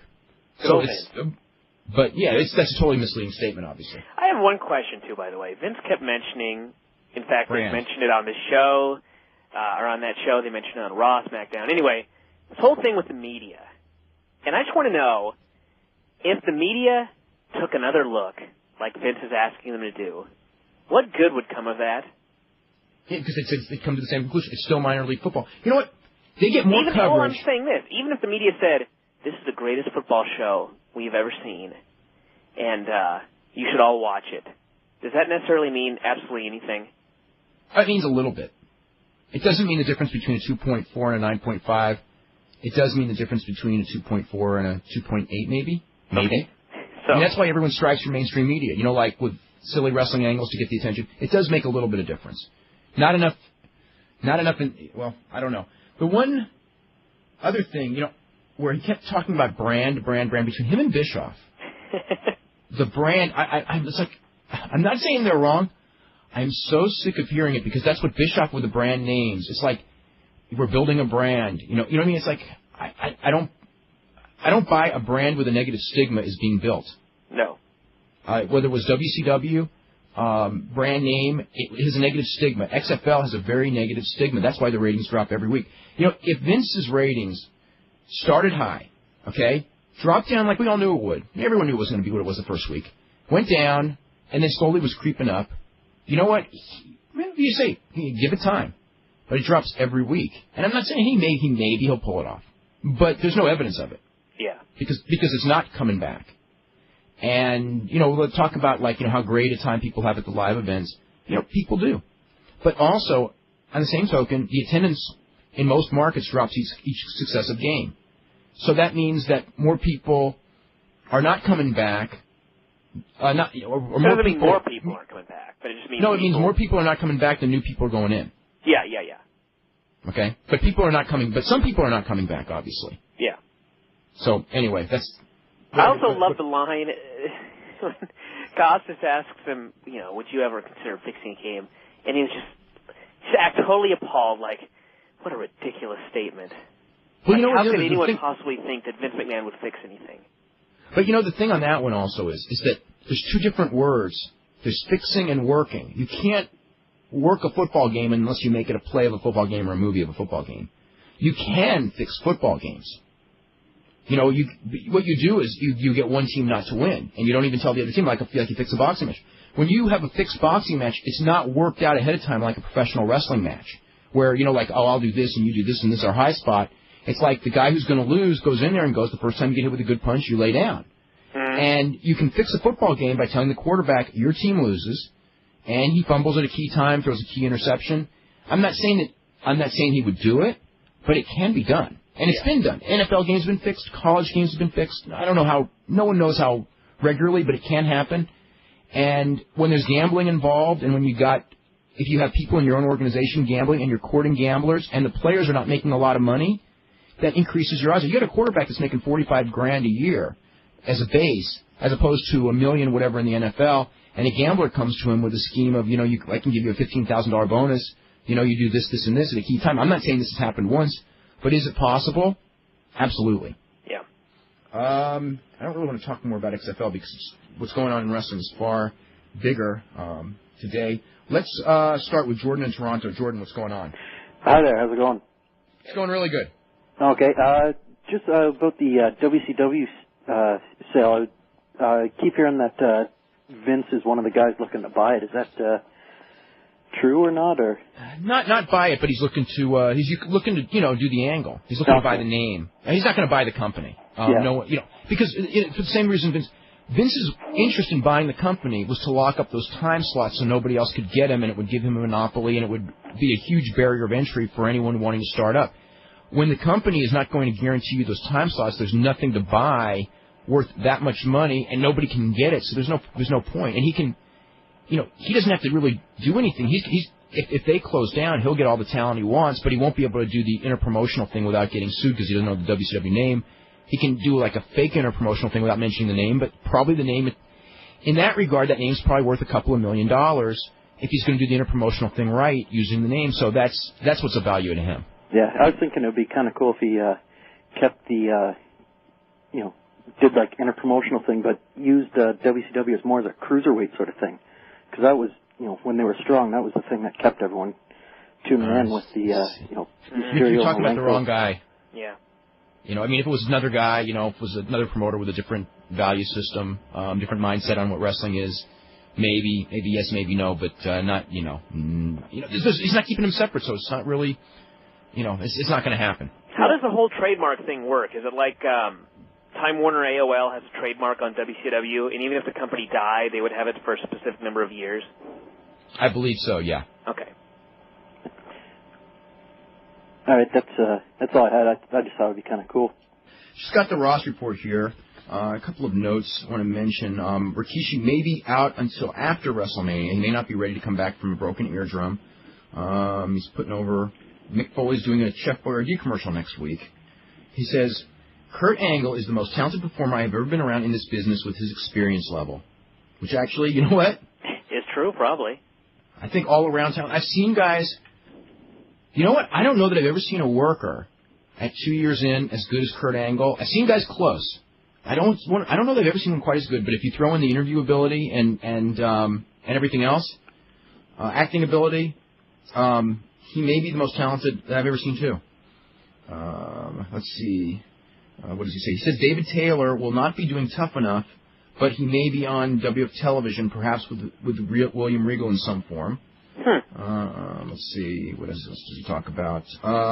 Raven may turn into a fan favorite. Looks like, okay, then Edge's lower back's almost 100%. They expect him back for tomorrow night's show in Toronto. This is what he says. There's been a lot of, and I would say very applicable, I think it is quite hypocritical of the WWF lawyers telling Jerry Lawler, not to, take those email addresses of those people off, and at the same time telling people to, do the same thing with sports wrestling. Anyway, this is the Jim Ross response to that. I want to address a few emails I received this week regarding Jerry Lawler and our call to action regarding the XFL. I mentioned last week here I wasn't sure that the King having fans email our writers was a good idea, simply because the writers are not empowered to bring the King and the Cat back to the Federation. They write, but they do not get involved in personnel decisions. Actually, that would be Jim's. Email him, right? Actually, it's Vince. However, the members of the media we asked our fans to contact do make decisions as to what they cover as it relates to the XFL and other sports. They seem to be two separate issues. But it's the same.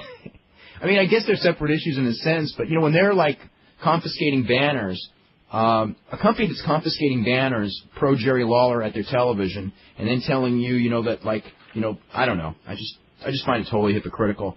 The other aspect is that the XFL actually gets more coverage. If you and granted they draw more people per game, and that's probably why they deserve more coverage in a sense, than minor league football or minor league basketball. They get way more than either of those. And that's what this is minor league football. They get great coverage they get tremendous coverage for a minor league sport. They don't get coverage for major league sport. And the XFL games that I have seen get more coverage than what I would call low-level Division I football that draws anywhere from 7,000 paid to about 30,000 paid, depending on the market. That would be like equivalent to San Jose State, which is where I live. On a national basis, the San Francisco Demons game, I'm sure, gets far more coverage than the San Jose State game. And from an interest level wide, as far as paid attendance, they're roughly at the same level. So they're not being unfairly, it's not unfair at all. This is what he says. The Bob Costas-Vince McMahon confrontation on HBO Live will not lead to a one-on-one match at WrestleMania. And he says it was the highest-rated Costas show to date, which it may have been. I'd rather see Costas in the ring than Linda. Nah, I don't want to see either of them. And then this is the last one. Let's see what he has to say about this. He goes, it's been a challenging week for yours truly, especially when you read you were one of the XFL's biggest mistakes. Let's see. This is what he says. And who said that, by the way? Vince McMahon. Good old Vince. The thing is this, those statements certainly sting a little, but they damn sure don't kill you. No, they don't kill you. And it's, you know what? You know, we said it before. That is so unfair to him. I've been criticized my entire adult life, oftentimes by my family, for being in the wrestling business, and I'm still here 20 years later. Words only destroy you if you allow them. I'm proud as hell to be in this business, so my focus is to do my job to the best of my ability and improve with every opportunity. It's that simple. The Federation has been and always will be my top professional priority, and I truly believe my best broadcasts are still to come.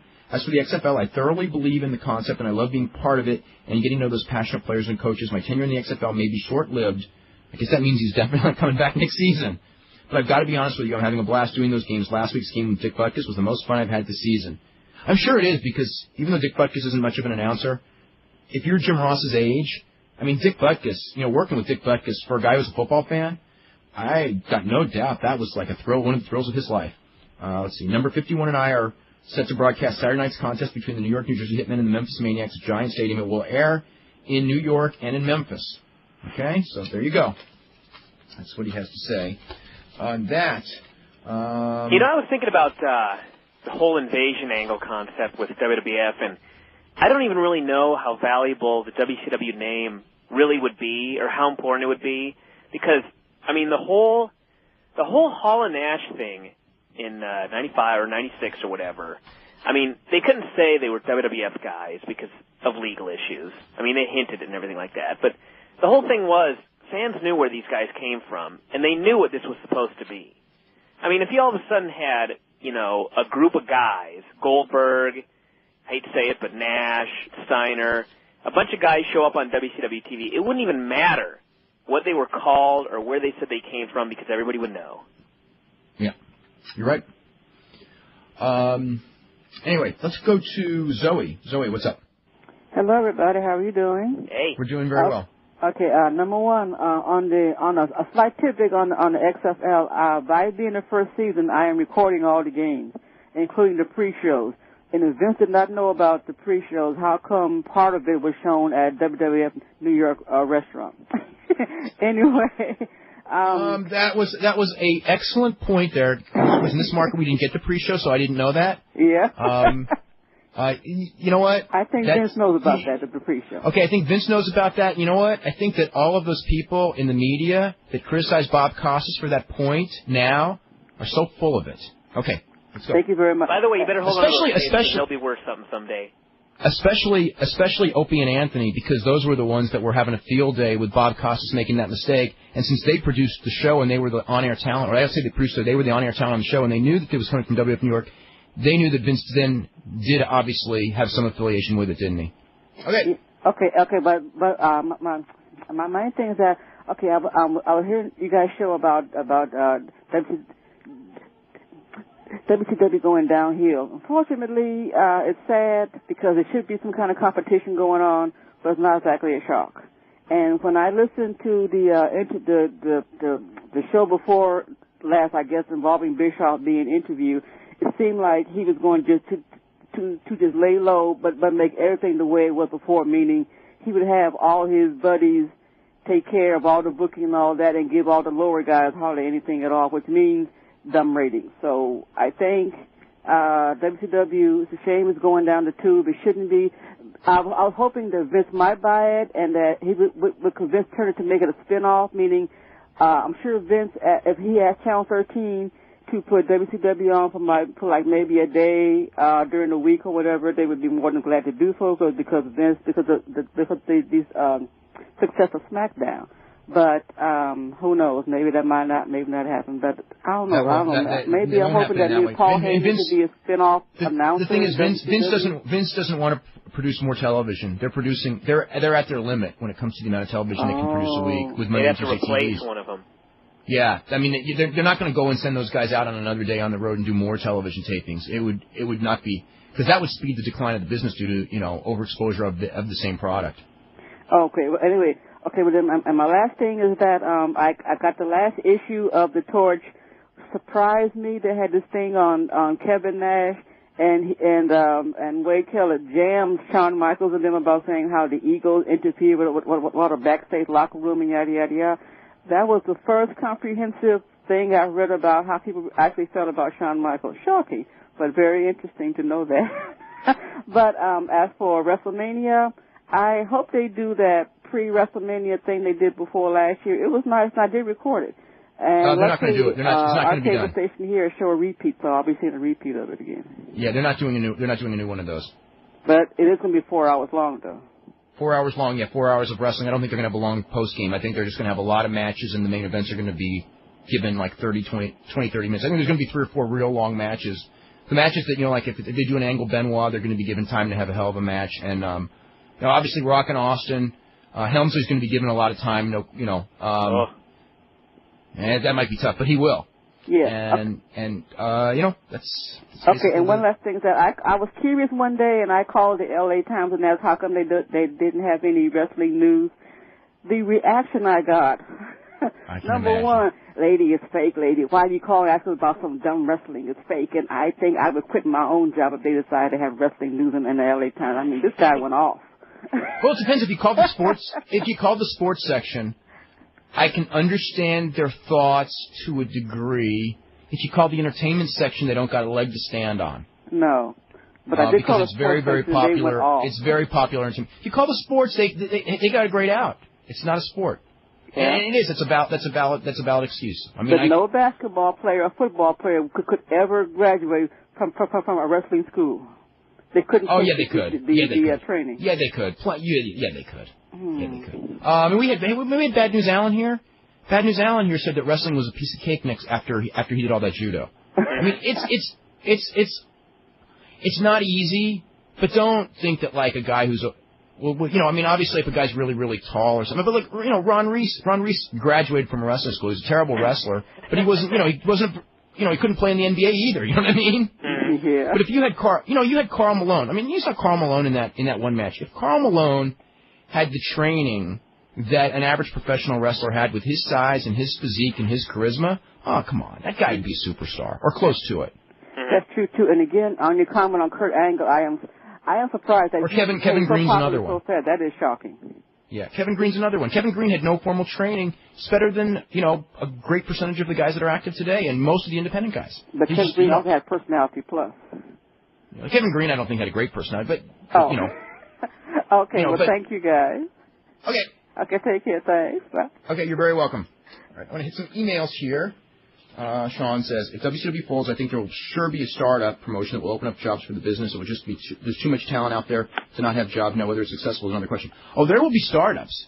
But I'm afraid, like, WXO startups, you spend a whole bunch of money, you buy a bunch of TV, and all of a sudden you're out of money in 3 weeks. You know what I mean? I mean, I've seen it, like, one of the things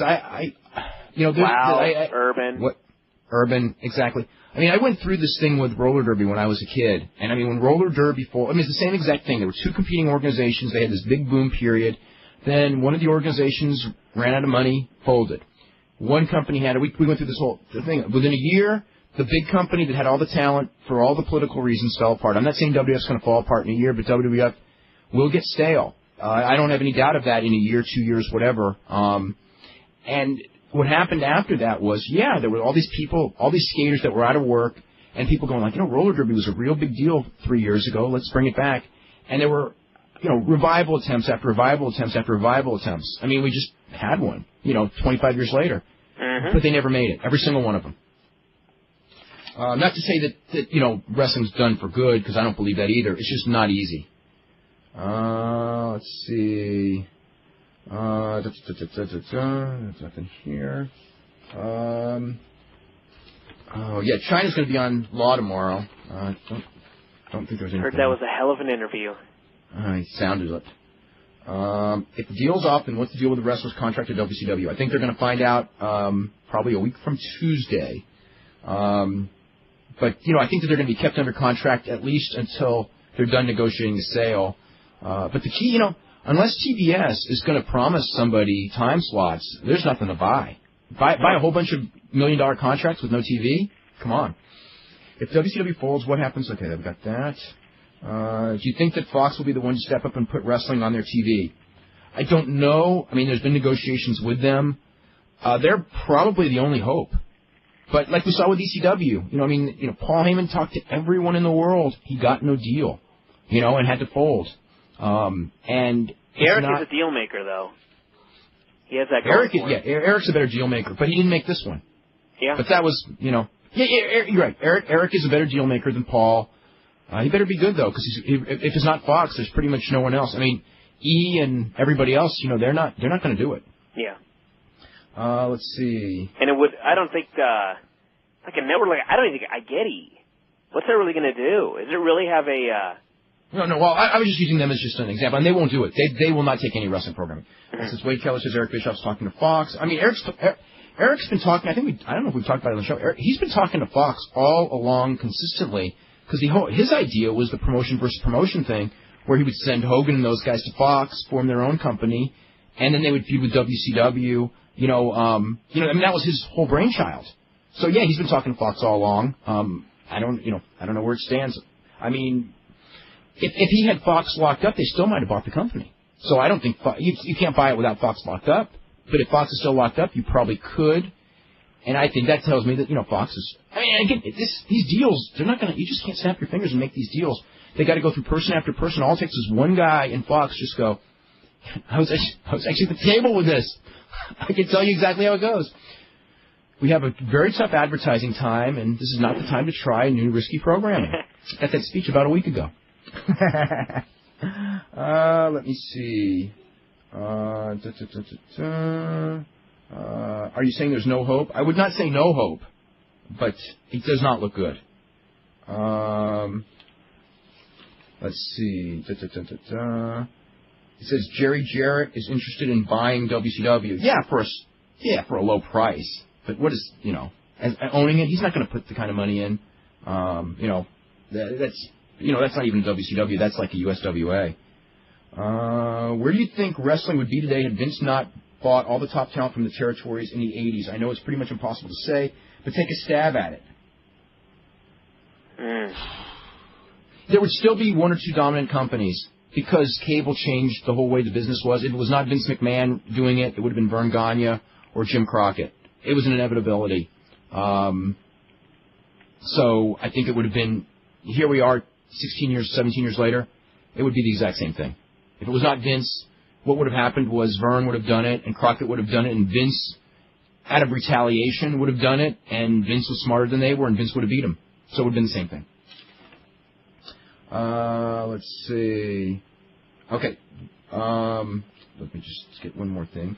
How ironic is that the very last WCW pay-per-view will be Scott Steiner versus Diamond Dallas Page when these two and their respective ages and real-life personalities so sum up the reason why WCW is done, and how ironic is it that literally, with WrestleMania, the symbolic show of the WWF Empire will also be the first show of the new era of the WWF monopoly. I want to get through a few of these things. Al, real quick, what day is Ken Shamrock scheduled to be on? Because he was originally scheduled to be on today. He was supposed to be on today. Tentatively, we have him scheduled for Tuesday, April 10th. That has not been confirmed yet. I'm waiting for Bob Shamrock to get back to me. It doesn't seem like it's going to be a problem, but then again, you never know.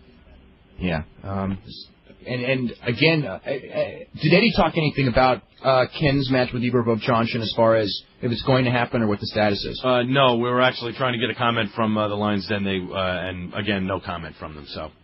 Okay, because that's definitely something that's up in the air. Let's see. Just think about that WrestleMania post-show, only being an hour. Yeah, I know. Well, this is going to fly by. Well, I have to get to bed sometime that night, guys. It's only, 10 o'clock on the West Coast there for you guys when the show's over. It's 1 a.m. over here, so. That's right. Yeah. So, but that'll be fun. Yeah, we'll be doing that right after WrestleMania, so big 4-hour show. Let's see what do we got here. Vince absolutely knows about the pregame show. The only time I watched it, Vince McMahon was the guest. One of the opening Anthony guys even said, "I knew we would be working for you someday, Vince." Oh. That's it. Oh, what does that say? Hey, guys, just got an email from Alan Sharp at WCW. And basically, it's an announcement saying, effective Tuesday, March 27th, WCW programming will begin a period of hiatus. During this hiatus, WCW will review its programming plans and determine the course of future WCW-branded entertainment events. More information will be released as it is made available. Okay. Something we didn't know. Let's see.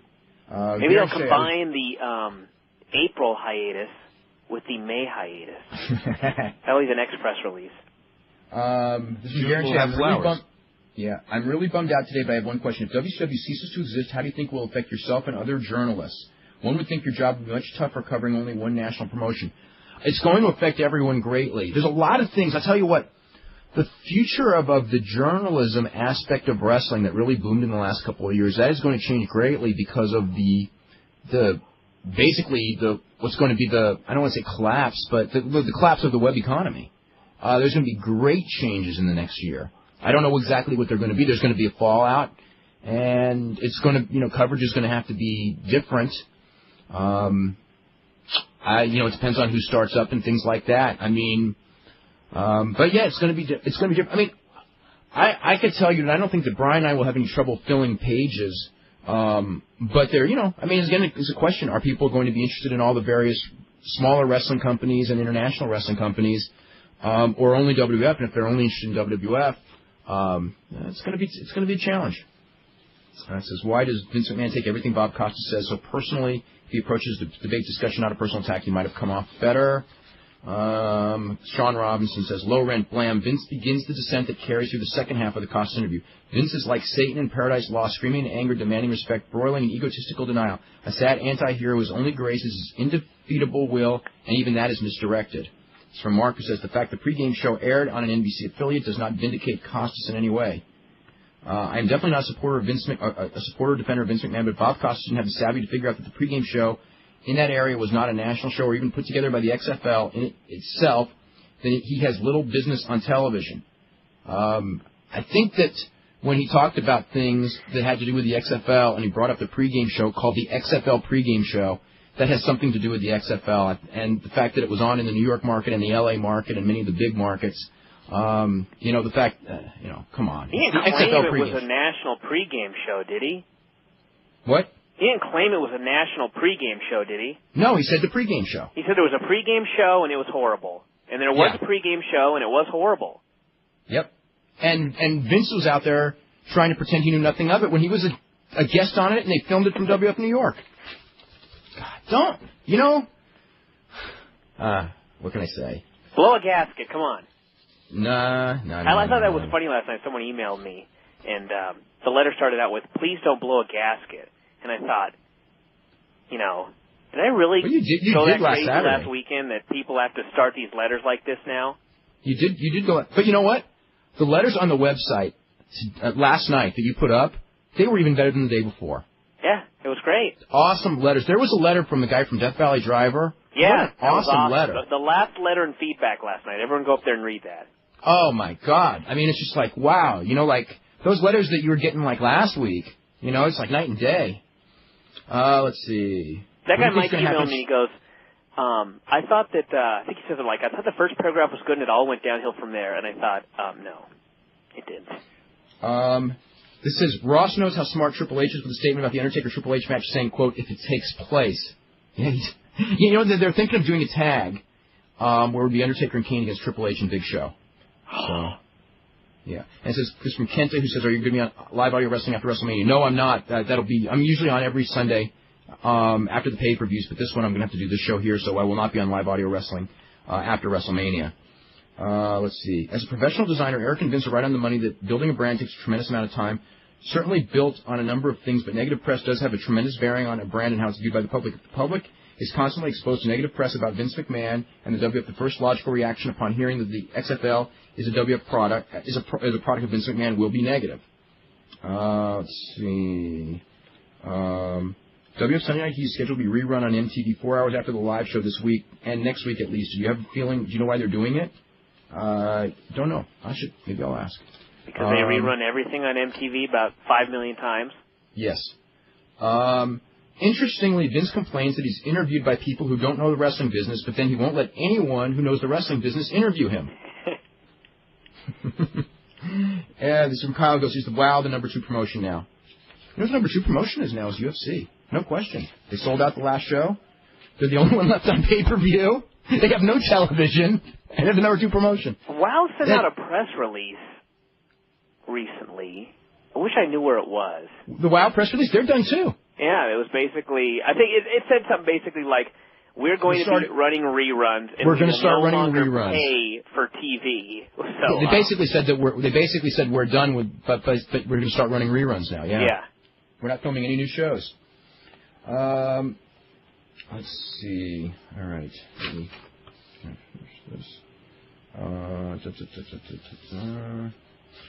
Anyway, let's go back to the calls. Let's go to Miles in Texas. Miles, what's going on? Hello? Yes. Miles. All right. Miles, what's going on? Yeah, I was just wondering, man, what do you think's going to happen to Goldberg? I mean, are they going to try to use him as a way to sell the company, or are they going to release him and let him go and do his own thing, or will he just retire? He's going to be one of the bargaining chips. As long as they're trying to sell it, they won't. He will be the last guy cut. I will tell you that. Well, when he's cut, then you know that it won't be sold. sold. When he's no longer paid, he'll go to the WWF. Right. I mean, he could reasonably, be pretty big in the WWF, and if they, but if he's going to be the last one released, he's going to be sitting on the sideline for what, 3 years? He'll be 36 by then. They're not going to sit there for 3 years waiting to sell this thing. It's going to be 3-4 months, or they're going to throw it. They're not going to be spending all the money on all these big contracts for that long of a period of time without just saying, okay, that's it, it's folding. They're going to do it as long as there's serious negotiations with serious suitors. They'll be willing to spend the money so they can get like a $50 million payoff or a $30 million payoff. But if it's like a $2 or $3 million payoff, I mean, the salaries are almost that much. So it's like it's a business decision when there's no real suitors that are willing to pony up big money for this thing, and there may not be. But when that happens, that's when they will fold the company, and that's when these guys will all be free agents at that point. Well, if he does go to WWF, I mean, do you think they'd, really push him, or they just use him to put over other guys? I mean, I'm a big Goldberg fan. It's pretty much the only reason I put up with crap from WCW last year. It's up to a star again, because he hadn't even been a main eventer in WCW for 2 years. It's up to Vince. I don't know how they're going to do it. I mean, there's so many reasons that it could go either way. I mean, there's the reason of he's going to have to do jobs and pay his dues and prove himself theory, in which case he'll be dead because it won't work. Or they'll just go in there and go, we've got a chance to make a lot of money. We've got a great angle, sitting in our lap with Bill Goldberg against The Rock or Austin or whomever the top guy is, and we're going to get him ready by steamrolling our guys because that's the big money payoff, and then do it, and they're going to choose one or the other, and it's only Vince is the only one who knows because he's going to make that decision. Can you explain to me one more thing? I mean, WCW, they've had him for 3 years now, and he's a one-time champion, and he's the last champion they had that drew a dime. I mean, they were in the ratings and they were getting good pay-per-view buy rates back then. And let me think. They were. When he was champion, they were still strong. Then you're right. Yeah. Because they still did the match where Nash beat Goldberg was a big pay-per-view success. Yeah. He got over a 1 on buy rate. Right at a 1, and and that was the beginning of the end when he lost. The end was when Hulk Hogan's shoulders hit the next nacho when Nash poked him. That was the end. Hogan poked Nash, and you're right. Goldberg, and there was Bam Bam Bigelow. When Hogan poked Nash and Nash went down, that was the beginning of the end. No question. That was a horrible, horrible business decision on so many levels. They do not understand what wrestling fans want, and they, the people running that company. Okay, I'll tell you this: Brad Siegel and Vince Russo and Eric Bischoff. I personally like Eric Bischoff, but this is the reality. they do deserve this fate of this company because they did not care what the fans wanted or understand. It's a combination of it. They didn't understand. And I mean, when you're in business, when you're in a business catering to fans, you've got to understand what the fans don't want more than anything. You know, they don't want to be insulted. They don't want a one-finger push and the guy laying down. That's not the right kind of heat. And they didn't get it. So people were throwing things. So they thought, wow, people are throwing things. We're gonna, that's great. It's like what about some smaller talent? Like, man, I really, there's Lance Storm. I mean, he seems like he could be pretty good in WWF. He can talk and he can certainly wrestle. Yeah. Okay, I think Lance Storm will get a chance in the WWF. They'll give him a tryout and they'll probably sign him up, like Jerry Lynn for $100,000 a year or some number like that, and he'll get a chance to either prove himself or he'll just kind of be there like Raven, and they'll be around and we'll know they're there, but they don't really, I don't know. He'll be there though. I think he'll get a job. It's a depressing name, but I appreciate y'all taking my call. Okay, thanks very much. Okay, yes, it's not good news. Let's go to Chris. Chris, what's up? Hi, how's it going? Hey. It's going good.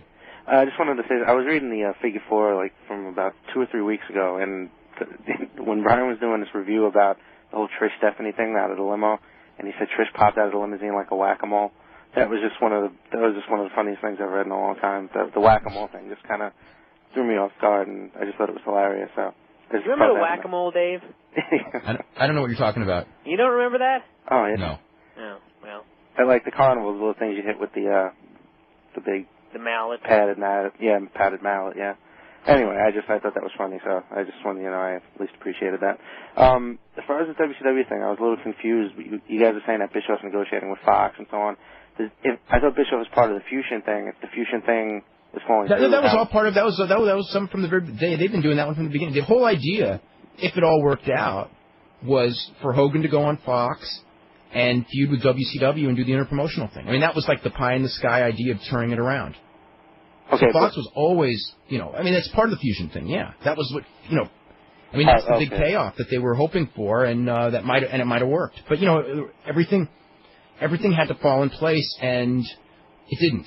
What can I say? It just, it required a lot of, it's like so much in business. If things go right, and it's so much it's just out of your control. If one guy makes a call, you can be a star, and if one guy makes a different call, then you're not even in business. So then let's say Vince goes ahead and buys the WCW name. What does that mean then? That the company that was formerly WCW still exists and somebody could pick that up, just have to name it something different, or? No. He wouldn't do it unless the company folds.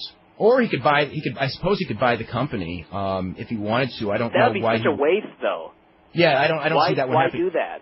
I mean, basically, it would be the company would fold, he would get the name, and buy who he wanted. It was, obviously they'll be free agents. And then anyone else who wanted to start up would just pick up the pieces and whoever's left. Okay, I will give you a good reason why he might, okay? Buy the whole company? Buy the whole company, yeah. Okay. Let's just say that a deal that somehow the Fusion thing comes alive again because they get a guarantee from Fox. Let's say Eric Bischoff gets a guarantee from Fox. Then Fusion, they got their TV now, okay? Because that's the whole thing. Without the TV, it's not worth anything. With TV, it's worth something. And they're about to go on there, and Vince goes, you know what? I may have competition, so I'm going to spend $1 more and buy it to shut it down. Mm-hmm. It might be worth it to him, so he buys his way out of any future fights. Because even if it's not competitive now, I mean, that's like saying in 1993, WCW was not competitive and Vince could have laughed at it, but if he could have bought it then, he would have avoided 1996, 1997, and 1998. And he's not, I'm not saying he would do it, but it's a reason I could come up with. But doesn't he need the competition? I mean, if he didn't have 96, 97, 98, exactly. where would he be today? It may not be what it is today. I mean, yeah, but do you think he wants to relive that either? He may not want to relive those days, but I think he knows his goal from day one was to have the whole thing. He finally won after 17 years. But isn't he smart enough to know that ultimately that's not going to benefit him? I mean, I don't know. He certainly wasn't with that mindset in the 80s. Sometimes it's like you think maybe this guy thinks that everything that happened during that period was just Vince. He had some great ideas. He made Steve Austin. Didn't matter what the other guys were doing. It was all him. Without them, he would be where he was today. The one thing. But here's the other thing too. If he doesn't have competition, yeah, you're right. But let's look at it a different way from Vince. I don't have competition. All these guys, when their contracts are due, they got no leverage on me to get a $500,000 downside. Yeah. They're gonna. You know what I'm saying? I mean, Vince will be so powerful within this industry if there's no competition, that power may be, worth having that monopoly to him. But he'll be powerful within the industry, but let's say if the industry does, start to deflate a little bit because of WWF. But here's the thing. Vince is very, very confident. Vince McMahon does not believe, I don't think for a second Vince McMahon believes that if WCW goes down, that the popularity of his product will go down in 2 years. I mean, and there's no guarantee that it will. I think there's a good chance it will, but I don't know that, if I'm Vince McMahon, I don't know that Vince McMahon is thinking that way. Vince McMahon may be thinking that, now that there's no horrible brand out there to ruin the stigma of wrestling, and it's all me, and it's all good entertainment on national TV, it's only going to get bigger, and I'm going to have, more top stars, and I'm going to make more money than ever. He may be thinking that, and he may be right. Yeah, I suppose that's true. But the other thing, another thing I sort of don't understand about this whole WCW situation is, originally when he was looking to buy it, wasn't the holdup that Viacom didn't want him to have the TBS TV and that. Yes, and there is not, and that would not, without TBS TV, there is no holdup, but without TBS TV. But he didn't really, what Vince wanted? Vince wanted a barrier of entry to somebody else. He doesn't need to buy that barrier of entry, because the barrier of entry was, if he bought and got on TBS, nobody else could get on TBS, and that's the only other station of comparable size that seemed interested in wrestling, since USA clearly is not interested in wrestling anymore. So he doesn't need to buy. He doesn't need to spend a lot of money to buy that barrier of entry if Jamie Kellner has said, TBS and TNT are canceling wrestling. Oh, that's what I was going to say. I wasn't totally clear on the whole TBS television situation, because that's what killed the deal. Oh, so the decision was it wouldn't guarantee him the TV, and I think that the decision without that guaranteed TV, what are you buying? Okay. Mm-hmm. So then, the TBS have they really lost a lot? I mean, because considering, even though they've had the lower ratings, aren't WCW programs still fairly, highly rated on TNT and TBS compared to yes, other they are, but TV? you've got to remember that you can't. Okay, what you got to remember is that you can't sell advertising on wrestling at the same level of its ratings as any other programming advertising. Dave there? Hello? Okay, I think we lost Dave. Go ahead. Oh, okay. No, I was just saying that we had that discussion once before about how everybody kind of has this stigma about wrestling fans, and that the advertisers won't pay the same as they will for dog shows and tennis events, even if the ratings are higher for wrestling. But that it would just seem logical that if they're still drawing in the twos, and they have other TV shows drawing in the twos, that, but I guess that's the whole explanation there, that they don't look at us fans as being viable. Well, his whole thing was, if WCW is getting a 2 and another show is getting a 1, there's no point keeping WCW if the advertising that it's bringing in is the same as a show that's doing a 1, and they can just replace it. Especially if it's losing, what was that? Especially if it's losing $60 million, Yeah, that's true. No upside whatsoever. But then the prospects of, another startup coming along, I don't see it being that great, because, even though they lost $60 million, if some guy has a lot of money and is out there looking to start a big promotion, as far as that would provide any kind of competition or potential competition to McMahon, then he would have looked at something like WCW or maybe even ECW, just because it was established and there was sort of a blueprint of what to do. If somebody's got a lot of money out there, I think there's a lot of guys out there with a lot of money looking to start a federation from the ground up. Whether they have wrestling knowledge or not. That's why, I think this whole thing is just going to come back to hurt Vince and the wrestling industry, and obviously the wrestlers as a whole, because, like you said, nobody has any leverage now as far as McMahon goes, except for the guys that can go to Japan, and that's still not, that viable of an option for a lot of people. Well, my whole thing with the startup, and why I'm worried that there won't be another viable startup, is it's really going to come down to two things, and that is the TV slots and somebody that has a lot of money. Yeah. The whole thing, I was just looking at WOW, and it's like, you have this TV show here with a bunch of women in tight outfits wrestling. This guy's got syndication, he's got a TV show, but, he lost $3 million in one quarter or whatever it was, and you would just need so much money to keep this thing going for a period where it could actually be built into something. Yeah, think about this also with another billionaire. Are you guys there? Yeah, we're here. Okay, the other thing with WOW is that WOW wasn't paying any of the women any big money. Yeah.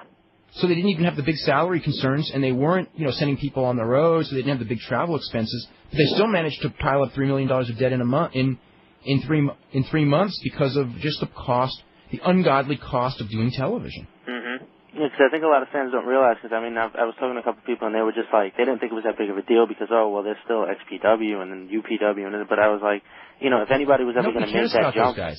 I'm sorry? Except for us. Nobody cares about those guys but us. us. Oh, no, yeah. That's what I mean. I mean, if any company like that didn't have a lot of money behind it, that even if it was a good product or not, doesn't matter, because if anybody was going to do that, it would have been ECW, and look what happened to them. I mean, you know, the other thing I want to mention is like, you know, UPW is struggling, and they'll be the first ones to admit it. I mean, we had Rick Bassman on. With a sellout crowd, they may make 200-300 a show, and you can't count on a sellout every time you go out there, and they only run one show a month. XPW is losing tons and tons of money. So, I mean, it's like, you know, it's kind of it's almost a vanity promotion for guys who want to be in wrestling in a lot of ways. So it's, you know what I'm saying? Yeah. It's not like anyone's making, you know, for a company in the long term to be economically viable, it has to figure out a way to make a profit. And aside from WWF, nobody on a big level has figured out a way to do that. I mean, and the small companies, the only way they do it is through the wrestling. You know, a lot of them make their money through the wrestling school gimmick, and the shows are lost leaders to expose their product to get new kids to sign up for the wrestling school. That's all pro wrestling here. That's how they make their money. This is actually clever, but quite sad. Do you think WCW will have a mock funeral for itself on Monday? This is from GP, who says the end for WCW was when they didn't put Ric Flair over at Super Brawl 99. Remember, it got a bigger buy rate than Austin against McMahon. Actually, it didn't get a bigger buy rate, but it was right neck and neck. I mean, they were close. It was Flair and Hogan and Austin McMahon, and by all rights, Austin McMahon should have gotten a much bigger buy rate because it was the fresh feud and it was a cage match and it was their first meeting, and Flair and Hogan had wrestled a million times, and they actually were like neck and neck, which said that in February of 1999, the companies, you know, that's how close it was, and that's 2 years ago. It's amazing that 2 years ago, now if you put Ric Flair and Hulk Hogan on a buy rate. But anyway, because that angle and Ric Flair as a babyface were hot as hell. Obviously were. That buy rate proves it. You're right. And you can track the decrease in buy rates and ratings after that payoff, and they turned him heel. But then he ended up winning the title, so... But it was more nobody wanted Rick than not winning the title from Hogan. I think it was. It's not the title. You know what it was? It was the heel turn and the Hogan babyface turn. Mm-hmm. You know, really, you know, even though the Hogan turn got like a big pop initially because it was, you know, people were waiting for it. In the long run, like the Hogan as a babyface was something people wanted to see for like 2 weeks, and then that was it. And Flair as a heel was something that nobody wanted to see, no matter how good he could play the role. Just think about the 15 million different examples there are of times when something has gotten a great pop and everyone's just been totally snowed by it. I mean, Sid, we say it all the time about Sid. Here's this big guy. Every time he comes on TV or goes to an arena, the crowds just go crazy initially. But he means nothing. He has horrible matches. He doesn't sell any tickets or, you know, spike pay-per-views. He just means nothing. But they pop big. Yeah. I know. God bless Sid, but... God bless. You know, that's one of the worst things about wrestling is, I mean, you've got, you know, when you're booking wrestling, and, you know, very few people do it, when you're booking wrestling, you've got to look at the paid attendance, and you've got to look at, you know what I mean? You've got to look at the real numbers. Yeah, you got to look at the numbers. You can't just look at, oh, you know, this guy gets a big pop, therefore we're going to put him in a main. A big pop and big ratings and big pop and big buy rates, they're not the same thing. I mean, Jimmy Valiant in the Carolinas would get a bigger pop than anyone coming out because he just had a great ring entrance, you know, for that era. You know what I mean? That didn't mean that you could put Jimmy Valiant in a main event and you know, draw bigger than Ric Flair, even if people, you know, if they were both baby faces, they might yell louder for Jimmy Valiant, but he couldn't draw the money Ric Flair could in that era. You know what I'm saying? The thing that's hard though is, like, if you were the guy in charge of booking WCW and you had all those responsibilities, you really wouldn't have time to examine everything as closely as you do. And at the same time, you could hire somebody, you could hire someone to do it. Yeah, but if you hired someone to do it and you had this person, it's just like the survey that happened when Vince Russo was in charge. Well, there you're right. You'd have some guy going, look, this Sid, I mean, you know, he's killing the ratings here, and they'd go, this guy knows nothing about wrestling. This is not what the fans want, and they just ignore it.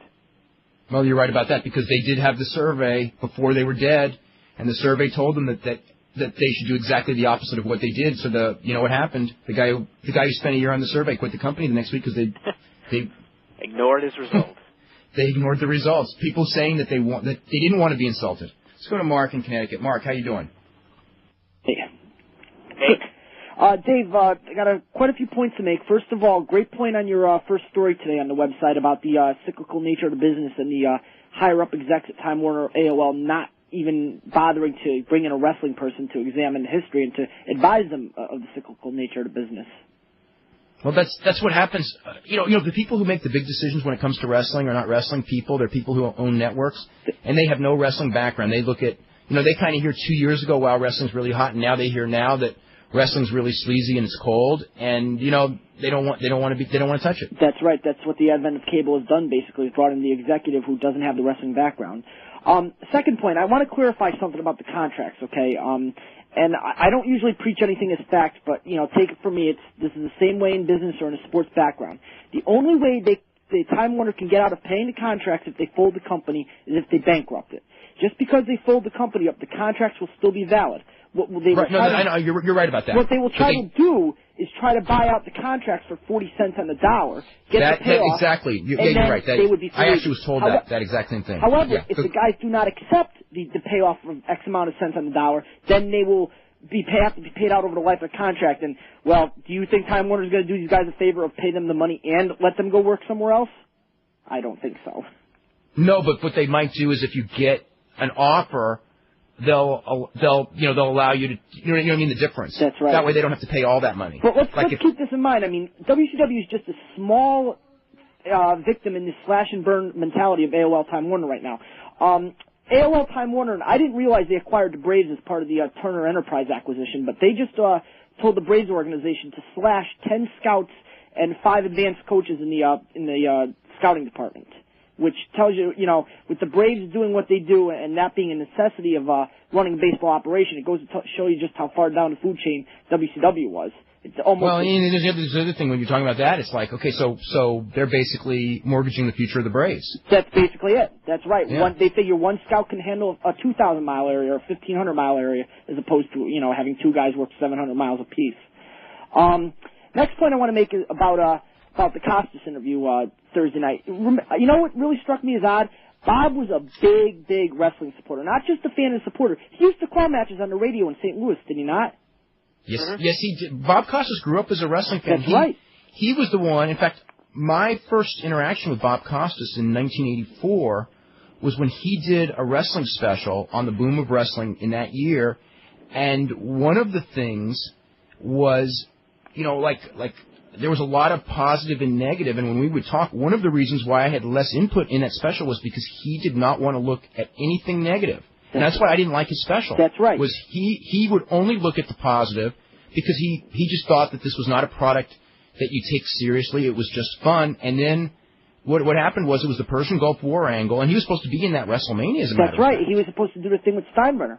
But that's right. He was supposed to be at WrestleMania in '91, and with the Persian Gulf War angle, all of a sudden it was like, wow, this is not harmless entertainment. They're exploiting, they were exploiting the troops and things like that with what Hogan did and everything. And it was just like, it left a bad taste in his mouth, and he pulled out. That's right. And he's not been a wrestling fan since. And the part of the reason that Bob is so passionate about his sports journalism is, remember, he's had an ongoing war with the owners of most of the major American sports for the last 15 or 20 years, with good reason. But I mean, I think he takes more of a, it's become a little bit of a personal vendetta, just trying to shout loud enough to be heard, which I don't think is ever going to happen, unfortunately. Mm-hmm. All right, just want to touch on one or two more points. Dave, a personal request, and I think it would be apropos considering what happened today. I sent you an email a while back. I'd like to listen to the show you did from Long Island in February of last year, the WCW remote. I think, is there any way to get that up on the archives? I think in light of what happened with WCW, it might be an interesting listen. Ask Al. Actually, that won't happen anytime in the near future. That's probably filed away somewhere, but send the request again to DaveMeltzer@yada.com. I'll see what we can do. Okay. And my very last point, you made the point about you guys as wrestling journalists going to have a tough time of it. I think the one that's going to hurt the most is not so much you or Bryan. It's going to be Wade Keller, because Wade dropped his international coverage about 4 years ago to concentrate on what he thought his readership wanted was the American market, and now he's going to have to put out 12 pages of WWF product, which is going to be very tough for him to do. Any thoughts? Hello? Yeah, hello? Did we lose Dave again? I think we lost him again. Okay, yeah, I mean, I'm back right now. Okay. I mean, the whole Go thing ahead. for me is I was doing 4 pages at just U.S. like 3 months ago, and I had WWF, WCW, ECW, and just like out of the blue, I decided to go back to 12 again and cover everything, and then all of a sudden, everything happened. It's going to be very tough for Keller to do that, and I think I respect his reason for not doing the international coverage anymore. I understand his reasons. I mean, I do international, and Bryan does too, because we have a real passion for the business. I'm not saying he doesn't, but it's just more something like McDonald's type, yeah. You know what it is? It's like, to me, one of the reasons why I probably have always covered Japan is because I learned so much about wrestling from Japan. The first time I went there, which is, I was told by Bruiser Brody and by Terry Funk, you want to learn about the business and where the business is going to be ahead of time. You watch everybody and you learn from everybody. You know what I mean? You don't just sit and watch one company, because then you won't have any perspective. And I think that was probably like the best advice anyone ever gave me for covering wrestling. And I've always stuck to it. That's why I try on Tuesday night, which is the worst night for me, to watch a little bit of the Mexican. I try to be, somewhat fluent on all styles, because you never know where the next phenom is coming. You never know which promoter is going to have a really good idea. And if you like a Russo, and you close your mind to every form but what you know, and then it doesn't work. What do you do? That's right. That's exactly right. Well, I'll let you guys wrap it up. Great show again, and I'll talk to you guys soon. Take care now. Okay, thanks very much. Al, should we take one more caller, or do we got to go? Okay, I want to thank everyone for joining in today. I wish that we had a lot more time, and we'll be back. I want to thank Al and Bryan for all their help this week, and hope you guys all have a good weekend. We'll watch the last WCW pay-per-view, and we'll be talking about that on Monday, and I'm sure we will have tons of more news to talk about. I'm sure we'll be talking to pretty much everyone in WCW in the next couple of days, and maybe we'll see how it goes for what looks like the final week of World Championship Wrestling, the next 9 or 10 days. Anyway, we'll be back Monday at 5.